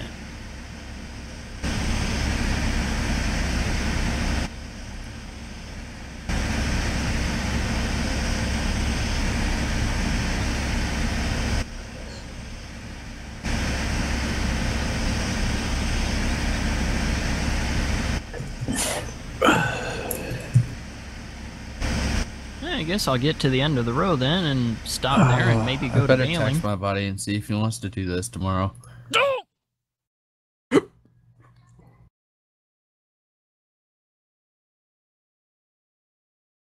Yeah. 74 subscribers! Yay! Only one away from 75.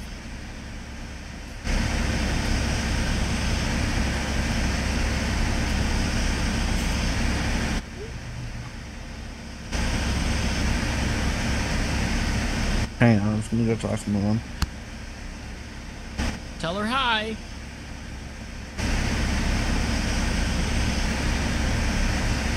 Cool.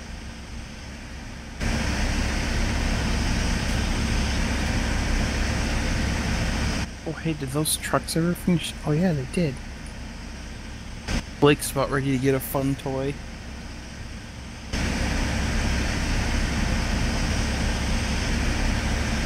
Oh, no.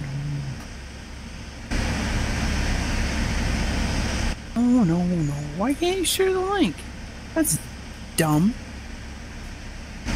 Dropbox, stop being stupid.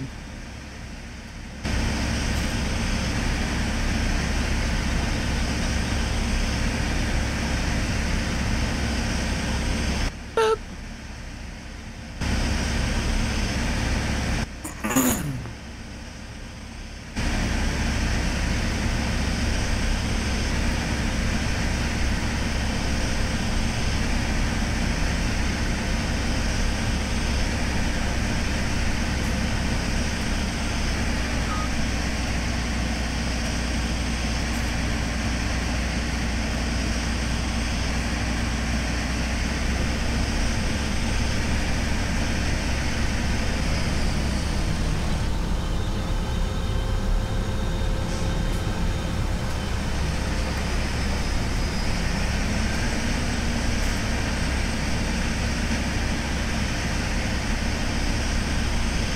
What the heck?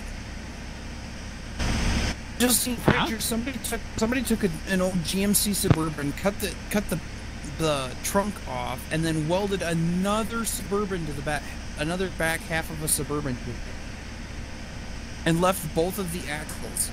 So it's like a 6x6. People, they should just make a license for buying a welder. Like, you cannot own a welder if you do not have this license. Why?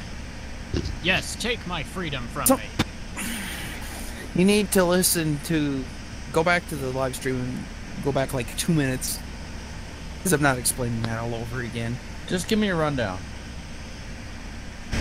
Somebody took a Suburban, cut a lot of it off, and glued another Suburban onto it. Oh. Having a license for a welder would be stupid. Not really. There are some people who just should not have access to a welder.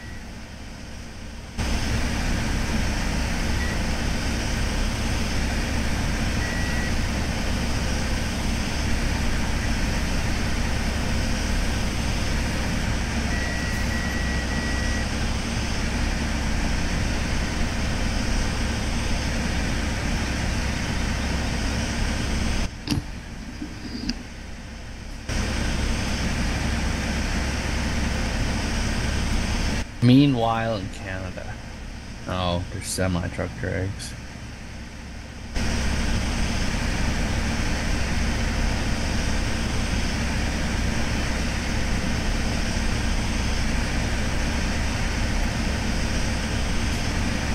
I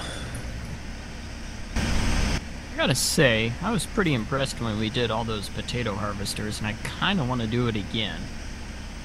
No, You didn't even help. I helped plant. Yeah. It didn't help harvest.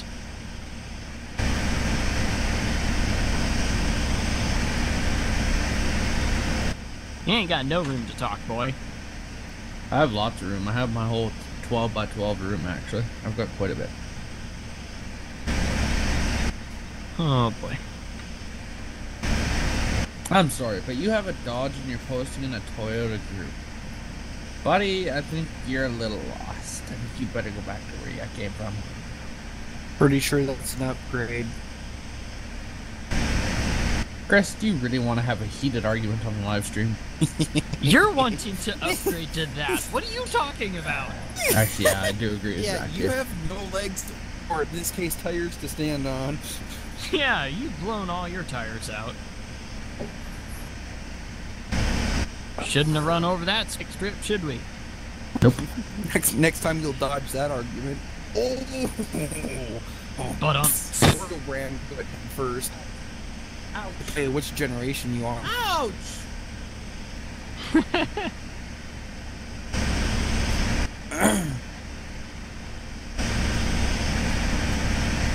Well, we got 5 likes. Yay! And of course, this will all be archived when we're done, so you can go back and watch it over again as many times as you want. And slowly descend into madness as you do so. Would a cop really pull you over for a vehicle inspection for brakes? Like, if your brakes are that bad that a cop's gonna pull you over for a vehicle inspection, I don't even think you should be driving at that point. Like, you really gotta ask yourself, should I be driving? Don't!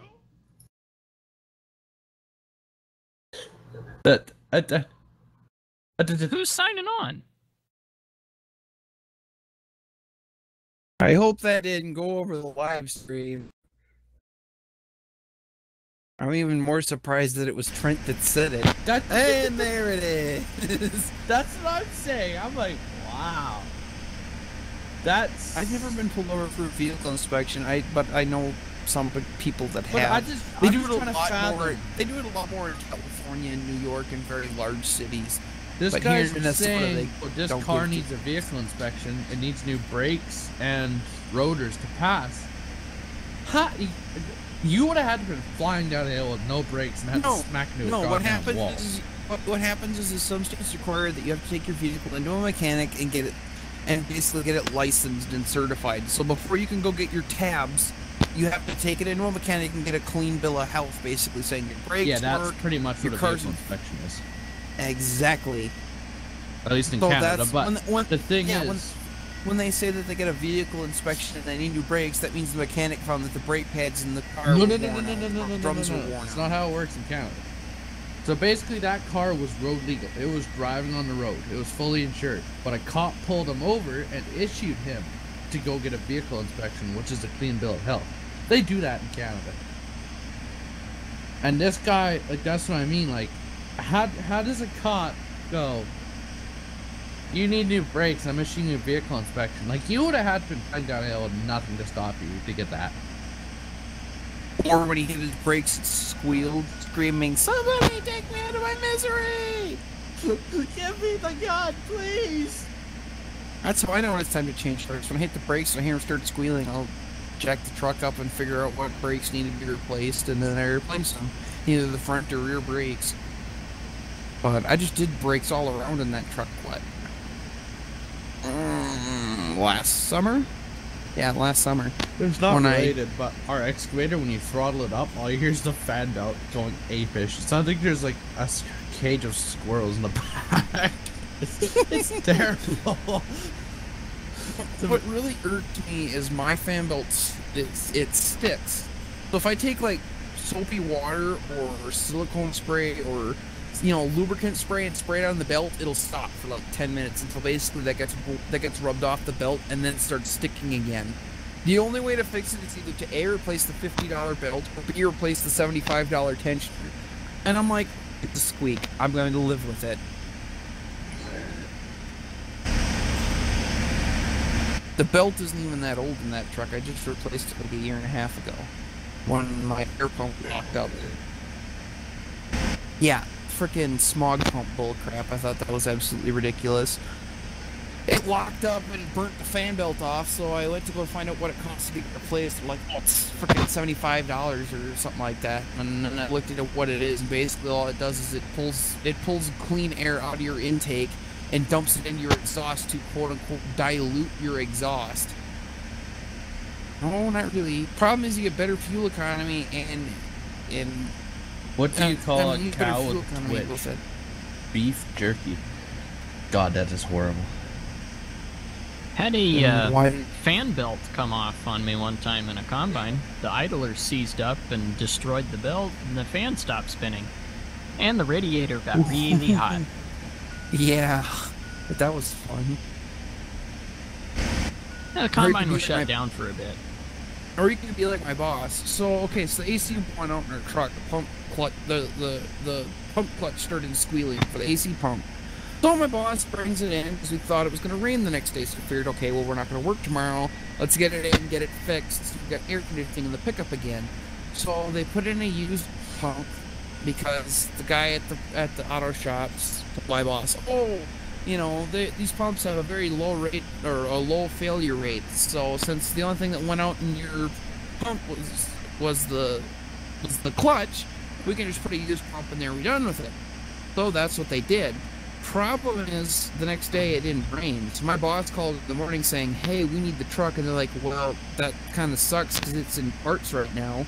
So he told them just to slap it back together again and then told me to go pick it up because I only live a couple blocks away from the mechanic.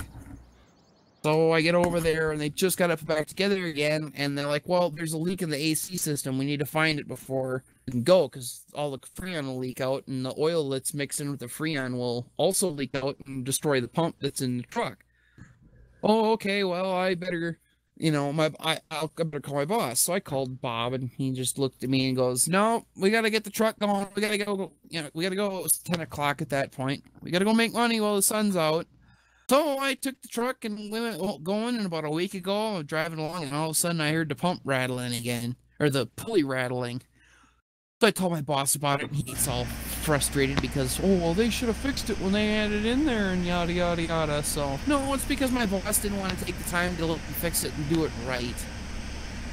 And that's one of the things I hate about working for him, is he doesn't like take his time when it comes to maintenance.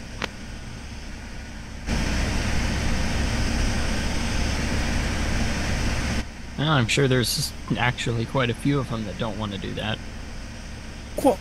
Take time to maintain stuff? We finally talked my boss into doing a maintenance day, right? Yeah. So I told my boss, I'm going to run home and get my pressure washer, and we're going to wash that bucket truck. That truck hadn't been washed in 6 years. There was mildew on the hood and the cab. I had to hand scrub that entire truck in order to get it to look halfway decent. Oh, he's in TeamSpeak. Hola, amigo. ¿Cómo estás? I didn't know the password to get in. Gotcha. Oh, we're live streaming right now, so just make sure you kind of watch what you say, language-wise. All right. What happened to your mic? How's It that? turned into a potato. You're like really quiet right now. Yeah. Is it better now? A little bit.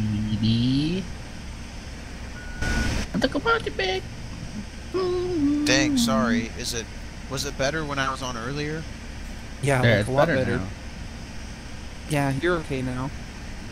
Okay, good. What do you mean I want it August 2nd? Expression. Good God.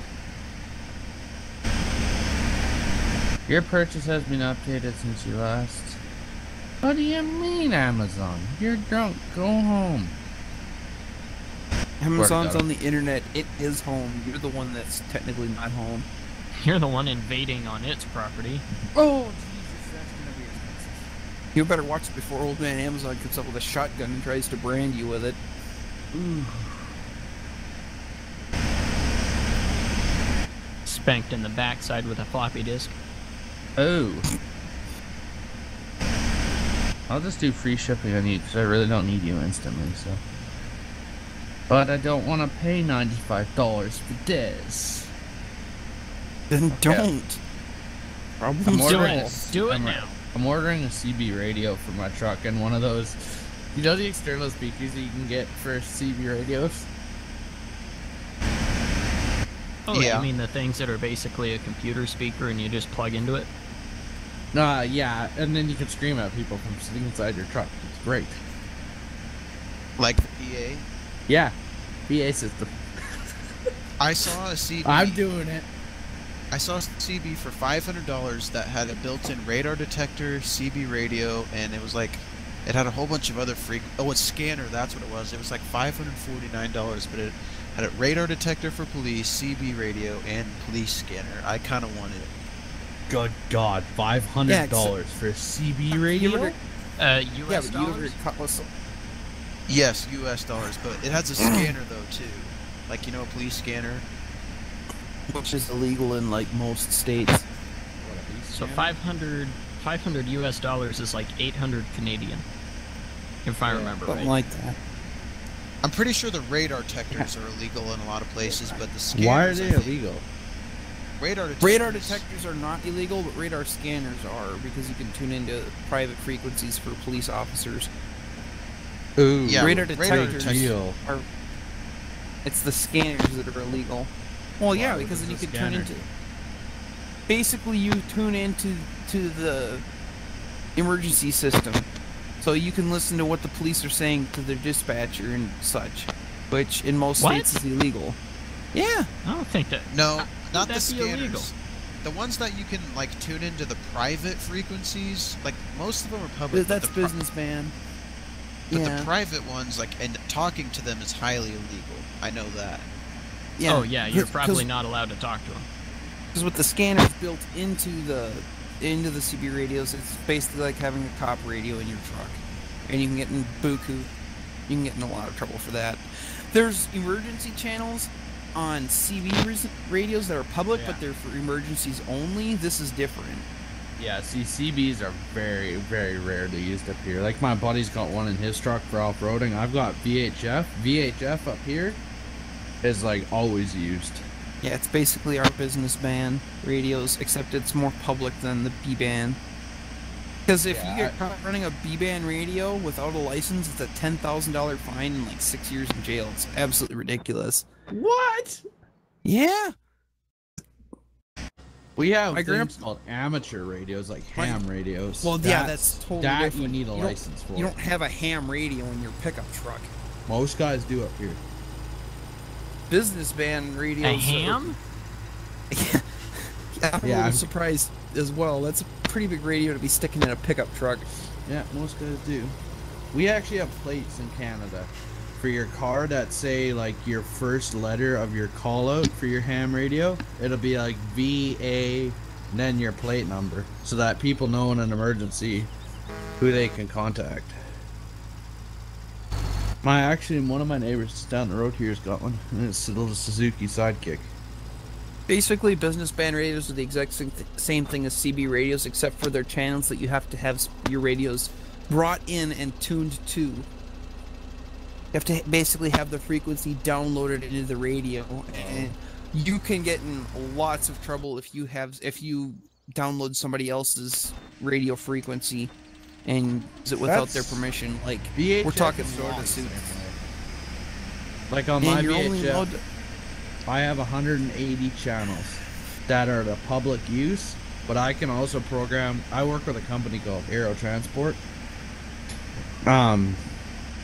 I can get their VHF channel programmed into my radio. Yeah, it's basically you have a dual band radio. A public band is like your CB, and then your private band, which is like company band, like what my grandpa had. Yeah. And Jerry had that out in North Dakota too, but I don't really I think use the CB, so yeah. Well, and it's still not CB, but it's basically combining CB radio and business band radio together. Because basically that's all. A CB radio is a business band radio. It's just they operate on different frequencies. Yep. I want to get a dual band radio and put in my truck, but they're not cheap. I picked mine up for $180 on eBay. Yeah, a dual band radio that'll do both Actually, business band and VHF, they have CB is like VHF in the States, 700. dude. I bought mine out of the States. Yeah, but VHF is totally different than business and CB. Again, I believe it's another frequency. I think VHF is what they use on a lot of boats and stuff. I'd have to look more I into use it. VHF. Yeah, but like I said, that's different. I'm pretty sure that's different than business and CB. Uh-huh. That's another set of frequencies. Just like how radio and cell phones, all of that operates on the same wave pattern, I guess is the best way to put it. But They all it's operate different using frequency radio sets. waves. Yeah, they all operate using radio waves. It's just they use different frequency sets. Everything below 98 point something is like, I believe, cellular phones, and then from 98 to 107.9 is your public radio, and then like CB radios are like. Hold on, 98. I think you're thinking 88. 8 or 88, whatever.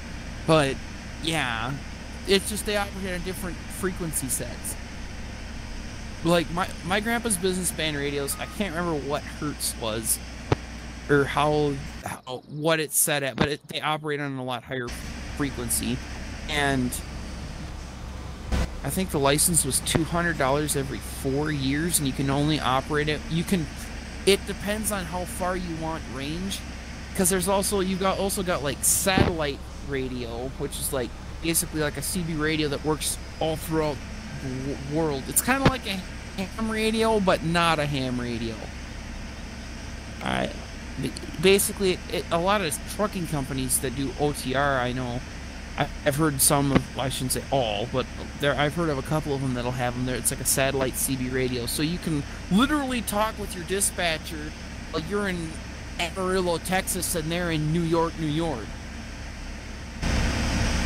Just like they were sitting in a truck on the other side of the truck stop you're parked at. Hey T, we need to take a look at some of these fields and maybe smooth them out. So there's a couple of bumps in this one causing us problems. Are they over on, like, the opposite side that you started on where you're harvesting now? Yep. Well, Those- we're going all the way around. Oh, well, I don't know if you want them smoothed out, but I've noticed them too on the original county line, and I wonder if they're purposely made that way, just for some bumps. I don't know. You know, just to add my 2 cents to the whole CB radio thing and ham radio, I never understood the whole ham thing. I don't really want to talk to somebody in the UK. I have enough stupid people around me that I can talk to every day. I don't need to talk to somebody in the UK just for that. Or not just the UK, kind of specifying, but you know what I mean. Mostly what people use around here is CB radio,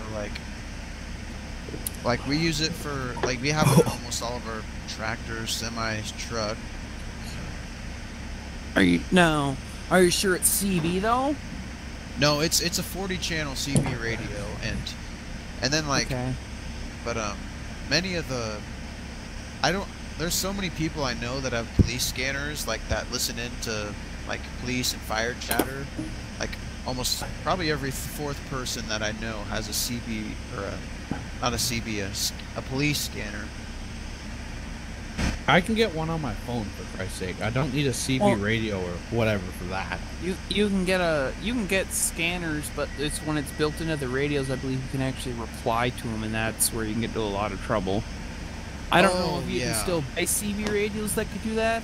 I know, like, the one that my buddy has, it has a scanner. You can listen, but you can't call back because it's A, against the law, and B, if the CB company gave you the option to be able to listen or to call back, I'm sure that would open them up to a lot of legal lawsuits and government fines and that kind of thing. But our local police department basically has their own B-band radios. They don't use a public CB radio, so you can't. Ours recently You can't just listen changed into to them. that. You can't listen into them because you have to have their frequency, and they don't make a scanner that can tune into a business band radio because it's Yeah. illegal. No, our everyone police up here, they used to have that sort of thing, but then they changed to closed circuit communication, so you can't tune into anything using anything anymore. Yeah, There's little closed holes- circuit is basically business band. There's I thought literally a they were website. There's a website you can go to that, like, even our, like, county and our fire department, our road department, police department, it's publicly available on, like, the internet. Their frequencies are, so it's not. I'm pretty sure it's not illegal. You can listen in, but you just can't talk back. A lot of them you can't listen in at all. Like, they don't want you listening in. I don't think it's illegal for you to listen in, but they really don't like it. I think Why? it's almost I don't illegal know. for them to stop you from listening in because it's a public utility. And that's how Like they the get police around it by department using a business band radio. Because yeah, sure, you can get their frequency, but good luck trying to find somebody who will program your B band radio at that frequency. I programmed, like, it's easy to program a scanner. I just did one for my grandpa. It was like a unit in Bearcat. It's pretty simple as long as you know the instructions to the device. Like, you can literally Google like police scanner frequencies, and you can like click on the state, then you click on the county, and if a lot of departments have like upgraded to like electronic communication, so they're not really public frequencies anymore. But in my county, they're still like the old system where you can it lists their frequencies and you can listen in on them. Well, like my best friend, his grandpa, when he still lived out at the farm, had a scanner in the house, and every once in a while you'd hear the police talking back and forth. Never heard anything exciting over the radio, but that's how we figure out like a lot of the times where the fires are around here. 'Cause we do like a private prescribed burn company, and our no fire department around here is like well equipped to like handle a brush fire. Yeah, so pretty much all we have are like 250-gallon tanks and backup pickups with pumps and CB radios, and that's what we do for private business. So there's a lot of fires we end up actually going and helping on, so that's what they're useful for.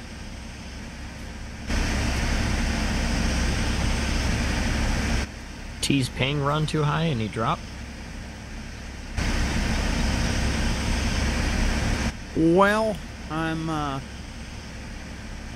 gonna bug on out of here. Almost 11 o'clock at night. I gotta go to bed. I gotta work in the morning. Gotcha. See ya. Later, Chris. Later. User disconnected from your channel.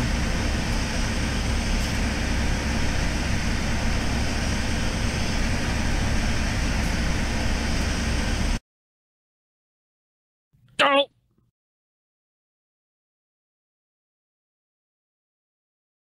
Someone joining? Yeah, T's coming back in. Ah, okay.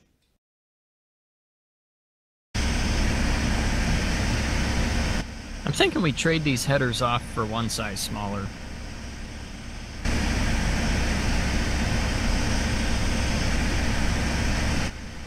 Yeah, I just got the baler on follow me, and then it follows the windrower. Sometimes the combine doesn't put them in very narrow paths, and I miss a little sometimes. Yeah. As long as we get the most of it, I don't really care. We're looking to get money off of it. What I did is I installed seasons on County Line. Like, I just had it snow mask, but it like alters prices, and I noticed. And like bales. You added snow masks? Yeah, I added a snow mask to County Line, like roads. How did you get the texture for the snow mask? There's a website on the GitHub. It's like in the tutorial for how to do the tutorial for how to like play with seasons. There's some section that says oh map yeah, makers. but it doesn't have the map files makers. for that texture though. I don't know. I was able to do it and add it to my County Line, but what I noticed is it changed the price for bales, and you can't even like. I'm sure you can change it, but the prices for bales are 0, so I don't sell bales anymore. Because it depends on the season. I think it's because, my guess, maybe I'm wrong, but is it because, well, no, because in the, like on Goldcrest you can sell bales fine. I don't know, but like all year round bales are $0. You can still sell them, but you don't make any money. Is that, I can probably walk you through doing the snow mask. I just have to find the website again. I think all I had to do, I unzipped the map. There's some stuff you have to put in the XML, and then there's some. It's like it adds a. You edit the i3D with the notepad, and then it like puts the texture in, and you just have to select the texture. I think it's called SS Snow or something like that. I can put the link in the TeamSpeak.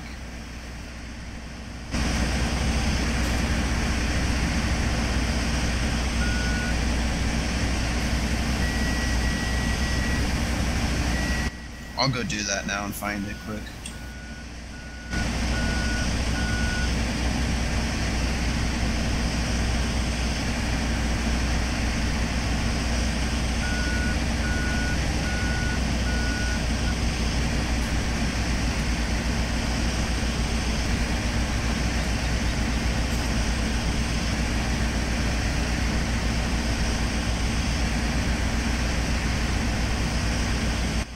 The only thing I wish I regretted doing after putting the snow mask in is like I didn't make it very smooth, so it has really jagged edges on the snow mask. But that's my only regret. I probably should have just used a smaller brush.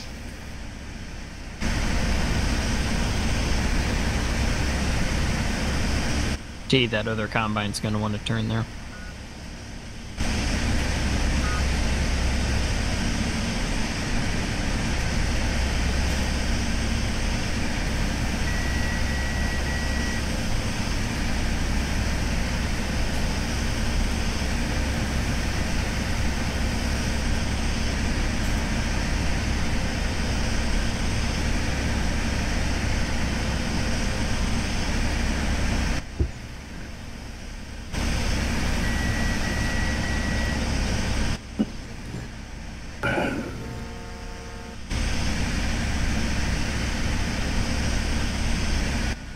And if you add the seasons, if you add the snow mask, I was told that it was recommended to add the snow mask to like modeled roads because that could cause problems, but like non-modeled roads I think are okay. I don't know if that's true or not, but I was told that, so that's why I did modeled roads.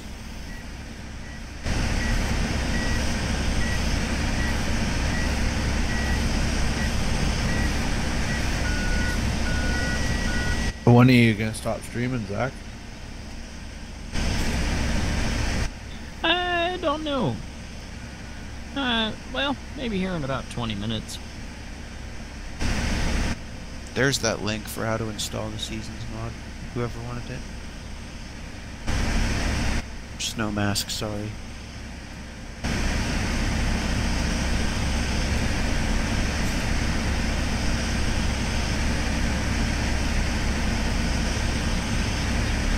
I had to buy myself a work pickup because I installed a seasons thing and it's doing, you cannot like tab to vehicles. Sounds annoying, but it actually puts a work truck to use. I'm able to tab through vehicles.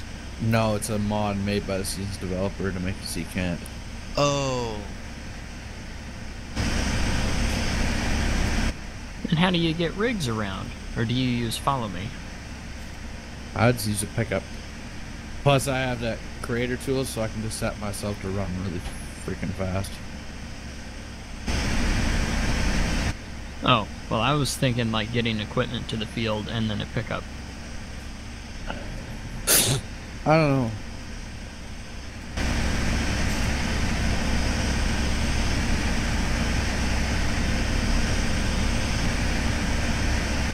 But yeah, if you have any questions about adding the snow mask, let me know. I could walk you through it. Hey.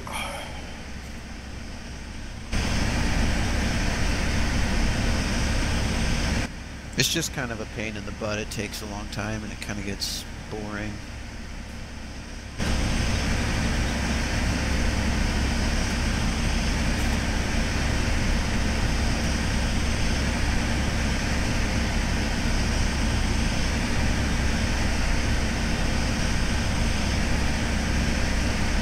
If you guys want, I could add it to this map and we could use it on the server, but I think you guys might have mentioned that it I think kinda seasons slowed the we map tried down. that and it drove them nuts.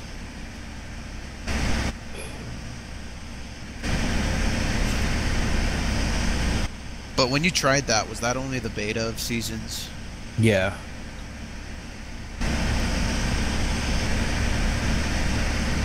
Yeah, I think it's pretty fun. I use it on my single player map, but I think someone mentioned that it really like it slowed the game down a lot and made it like lag a lot. What kind of computer to have? Rice in a box or what? What's that? Can't say anymore because we're on live stream. Oh boy. Zach knows where this is going. Did you see what did Numbnut send you a picture of what he did on a treadmill today, Zach? Who? And no, I Numbnuts. didn't get any picture. Oh. I told him that's what he got for trying to get in shape.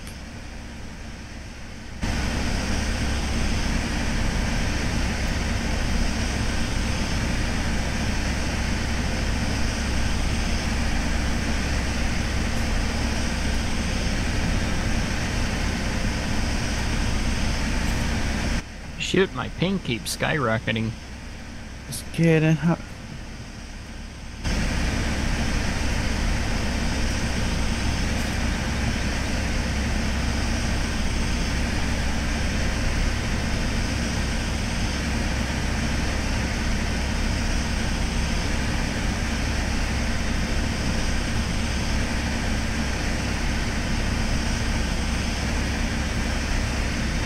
Well, this is a change. I'm using some European or no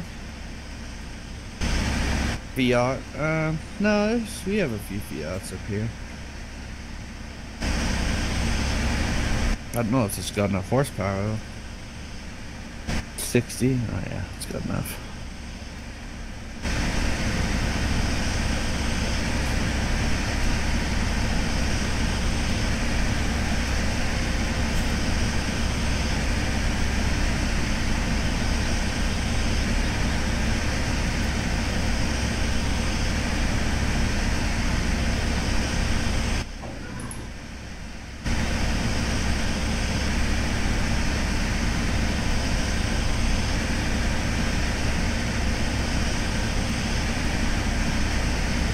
I told you I'm going on a camp. That's the only camping trip, Isaac.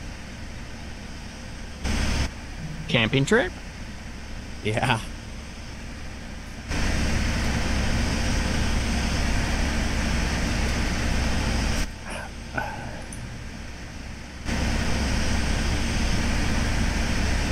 For how long?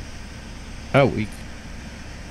I need to kind of break off work just to kind of de-stress, you know what I mean? Sounds like a good idea. It's been 110 usually up here all day for the past couple of weeks, and we've been doing 10-hour shifts out in the heat. So WorkSafe BC just issued a thing, and they're like, they're the guys that like monitor safety on places. They're like, okay, it's getting too hot to work. Everybody needs to just kind of like lay low. No, when they do that, it's kind of like, oh, okay, we should listen. Nice.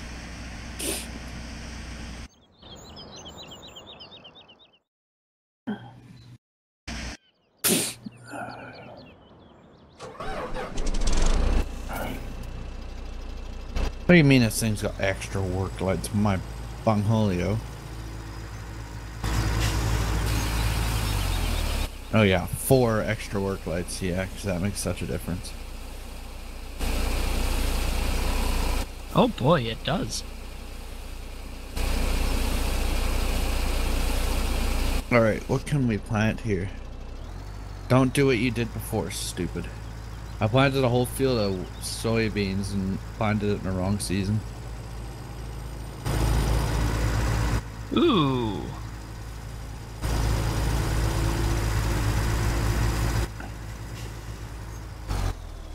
Is there like a Google Docs page for what fields and what needs done? I don't believe we have that for this one. Okay, I just think at the checking. moment we're working on getting everything off and then figuring out how many more fields we need. Okay, I just want to check and make sure.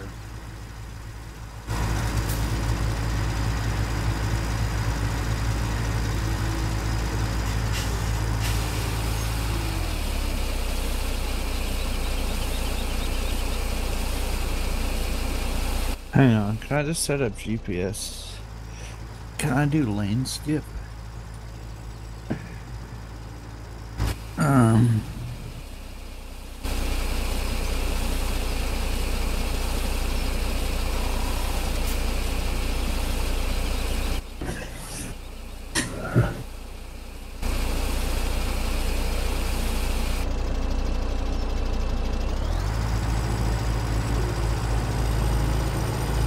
No! Bad GPS. I hate it. I love it when you're going too fast and GPS just suddenly skips to the next row and you don't want it on that row. Oh, yeah.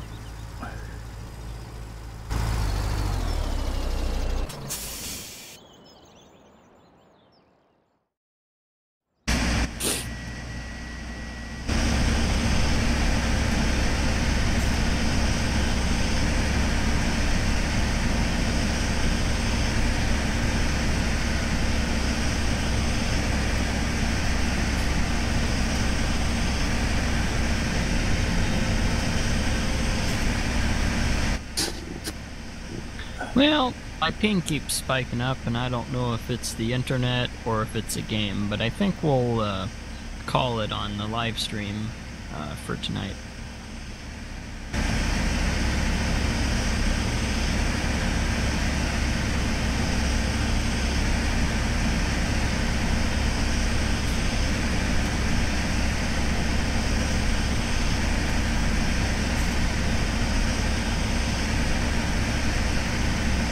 God. Has it ended, Zach? Can I swear yet? Nope, not yet. Switch that. All right, so thanks everybody for watching, and I guess we'll talk to you next time.